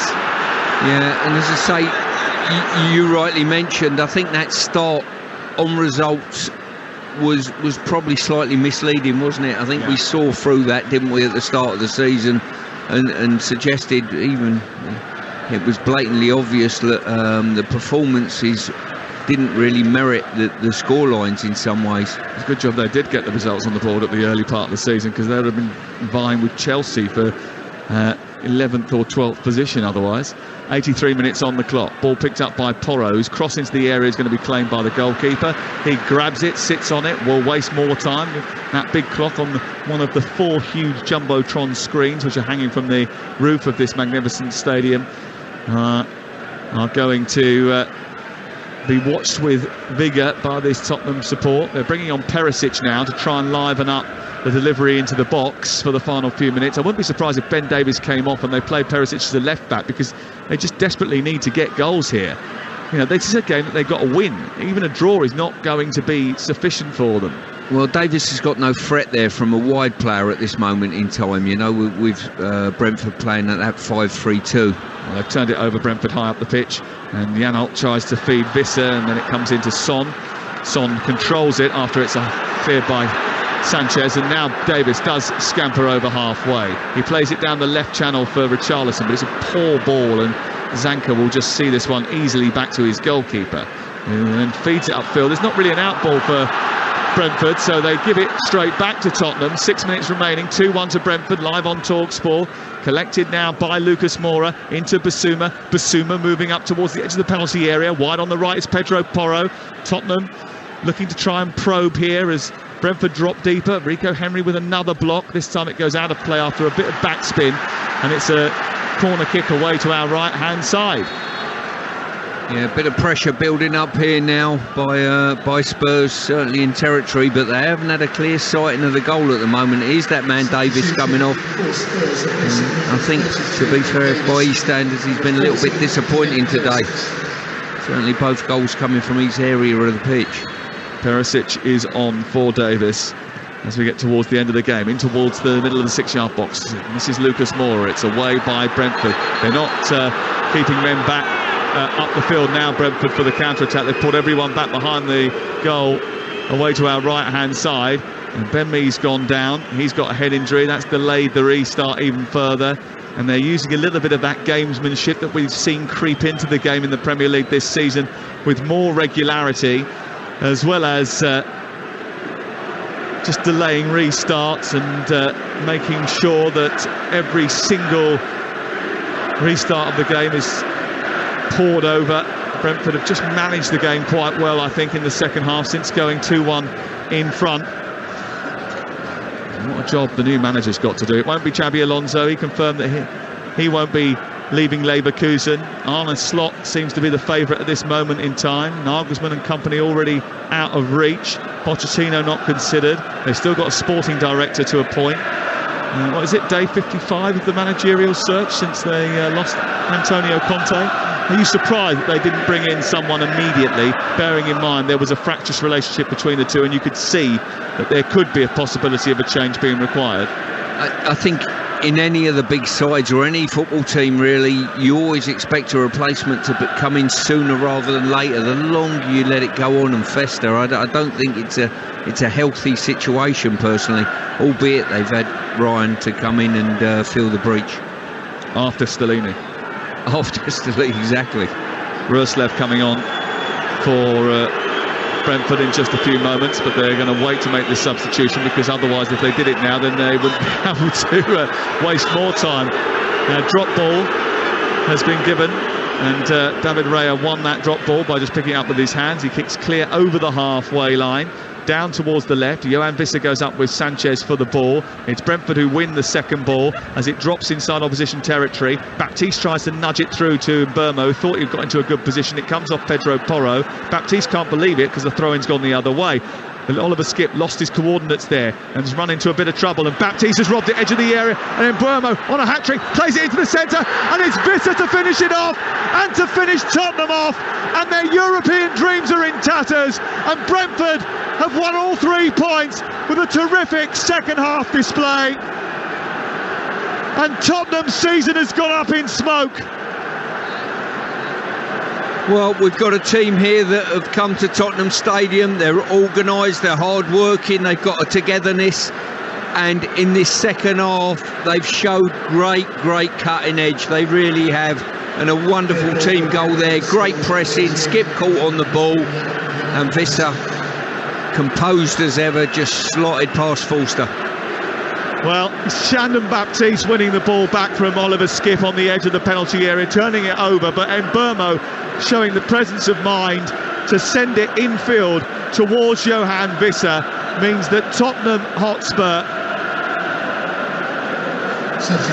have surrendered a third goal in this second half. Terrible defending from Tottenham Hotspur, and even when they then get the ball back, they don't really know what to do. They all gravitate towards the ball and leave Visser open at the far side, and both strikers, Mburmo and Visser, on the score sheet in the absence of Tony, and it's all 3 points for Thomas Frank's men, and their European dream is very much alive. Look, their last game of the season against Manchester City, so it's going to be very difficult for them to secure a place in the Conference League, but you never know, and by the end of this weekend they may even be the team that are in the best position. You never know.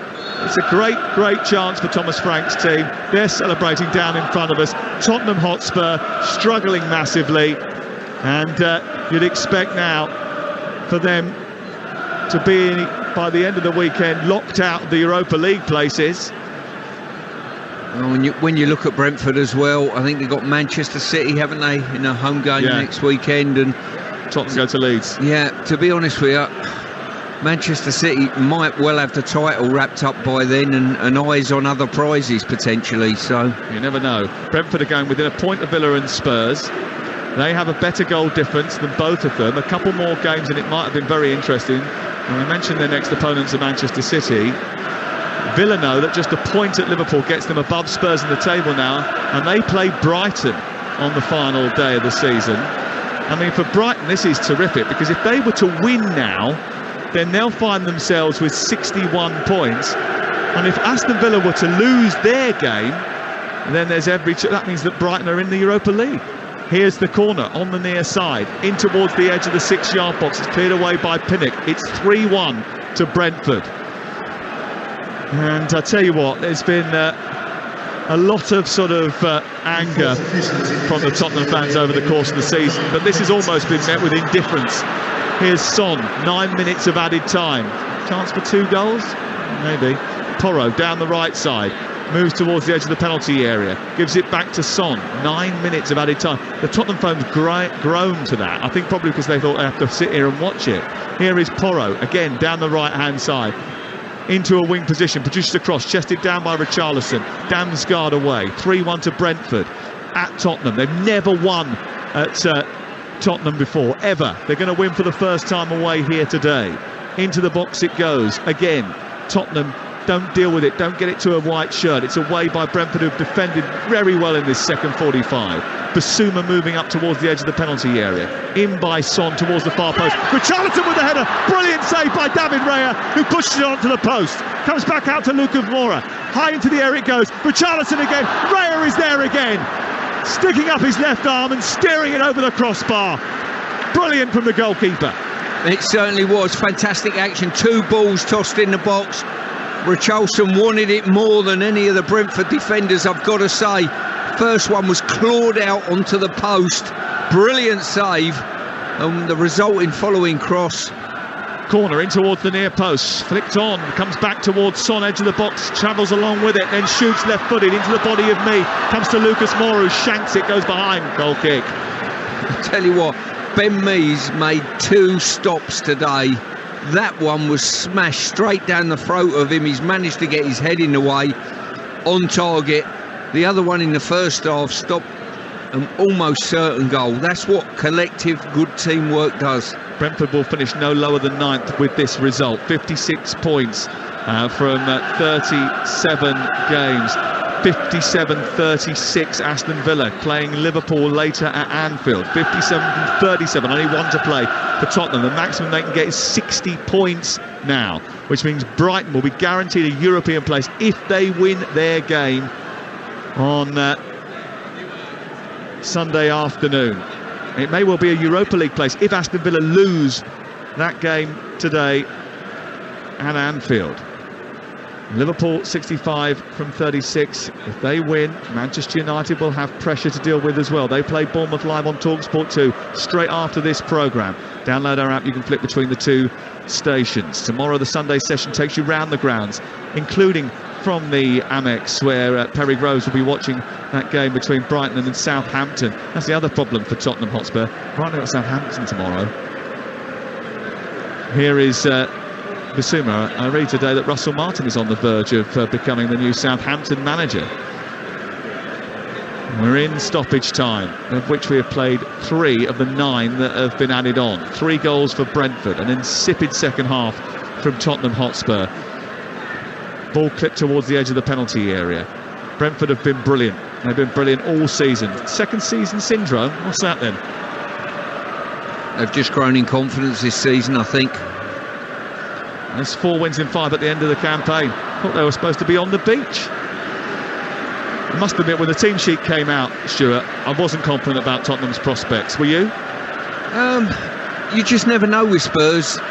When you've got, Kane in your team, you've always got a chance. And when Kane rattles the back of the net early on, you think, well, that just tells you what you need to know. You can always have a chance. If they lose this kid, then, well, there's a lot of work to be done here. Yeah, and someone has got to be found to do it. That's the big problem. Tottenham made their best start to the season since 1963. And look what's happened after that. They could quite well finish outside the top 7. The ball is on the left-hand side. It's collected and swung in by Perisic towards Kane. Drops for Porro, who shoots towards the far corner, and Ben Mee is there again to block it. Brilliant positioning by Ben Mee, who's been terrific this afternoon for Brentford. I think he's been schooled well at Burnley, to be fair, defending that penalty box. He's been dished. Exactly. He's made 3 brilliant blocks that have been all on target, and probably 2 out of the 3 destined to be in the back of the net. Son with the corner, comes out of the penalty area after the first delivery. Back to Son now, who's on the edge of the box. He's travelling laterally. He tries to get the ball to someone in a white shirt, but he just ends up running in a straight line over to the other side of the pitch.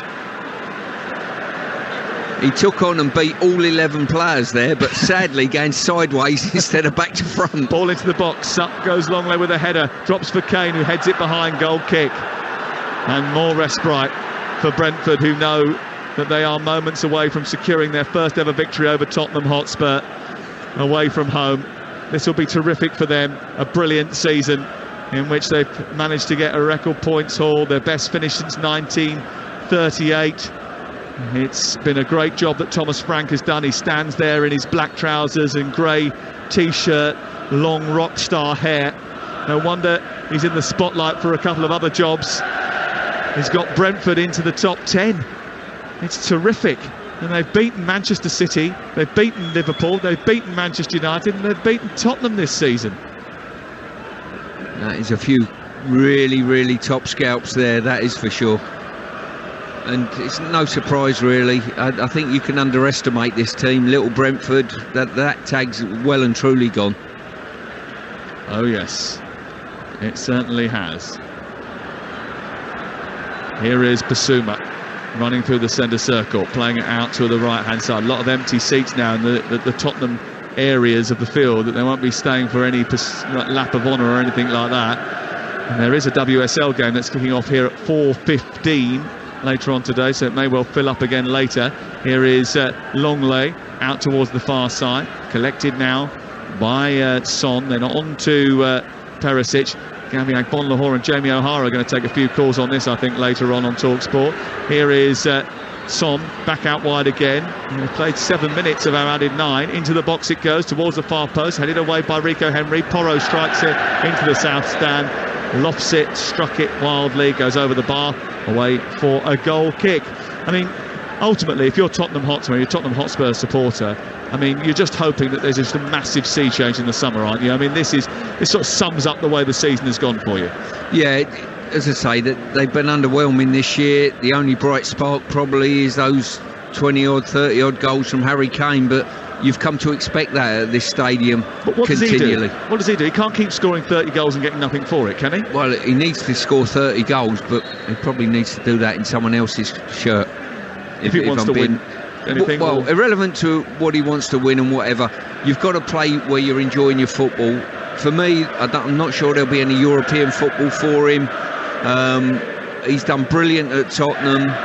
He's led the line fantastically well, and I think if I was advising him, I would say, look, go and have another challenge somewhere, because I think you might regret it at the end of your career if you don't. This should be, in your opinion, his last appearance here in a Tottenham shirt.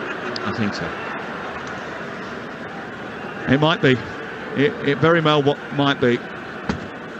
We're into injury time, and he's on the ball now over on the left-hand side, trying to motor down in towards the left wing position. A little back heel into the path of Perisic. It's cleared by Pinnock and then sent towards the halfway line. And we are in the 9th of 9 added minutes at the end of this game. We've nearly finished it. Spurs' season is coming to a rather limp end. They've thrown away 3 points here. They were leading 1-0. They're going to lose 3-1. And Brentford and their supporters are having a party in North London. And Tottenham don't party very often anymore. They can't wait for the season to be over. It's been a shocking campaign for them. They've fallen way down the pecking order, and there's a lot of work to do.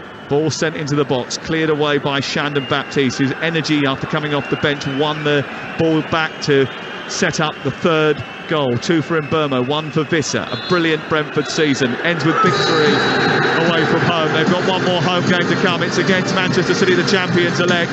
But the boos are for Tottenham Hotspur. Tottenham's season has fallen away like a landslide. Their best start to a campaign in 60 years will end in their worst finish for at least a decade and a half. What a dreadful second half of the season they have had. Europe looks further away than ever. They need snookers to get a place in the Conference League. And the mismanagement and indifferent approach to replacing Antonio Conte has stung them in the backside time and time again. The latest sting applied by the buzzing bees of Brentford, whose manager is touted for Tottenham, but maybe he thinks he can take the club from Hounslow on a European tour instead. It's finished disappointingly for Tottenham supporters here at this magnificent stadium. Tottenham 1, Brentford 3. Sam Matterface, thank you very much indeed. Well, there are Tottenham fans who are applauding the team, traditionally on a final game of the season. That's what they do. Players stay on the pitch longer than they usually do. Harry Kane is walking across the stand, walking across the pitch and clapping the fans on his own. Does that tell you a story in itself? Because he could well have played his last game for Tottenham Hotspur. He will leave this club, if he chooses to do so, as a club legend, as an icon. He is the top scorer in the club's history. There is a mural that has been painted just near the ground, which fans have been rushing to see on their way into this ground. But Harry Kane is off down the tunnel now, followed by Richarlison, and many other players will follow on behind him as well, because they have absolutely nothing to celebrate. For Brentford, it is a very different story. Thomas Frank out there with his arms around Mbeumo there, his hat-trick hero for the day. They are heading over to see the away supporters.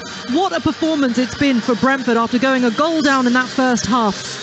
What a turnaround against this Tottenham Hotspur side who just could not get themselves back into it. It's now 14 Premier League defeats this season under 3 different managers. There's been turbulence, there's been disdain, there's been anger, and of course, worst of all, another season without silverware. They exited the League Cup and the FA Cup with understrength teams. They exited the Champions League with a whisper, and now they face the prospect of a season without European football. They had it in their hands today.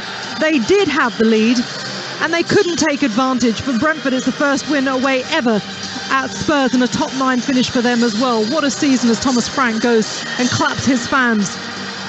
What is the story today for you, Stuart Pearce? Is it Brentford and their performance, or is it just this woeful Tottenham Hotspur team? Because I'm a Tottenham Hotspur fan who has, honestly, I shook my head for most of that second half, if not all of it, in shock. Resh, for me, it's Brentford. It's got to be all about Brentford.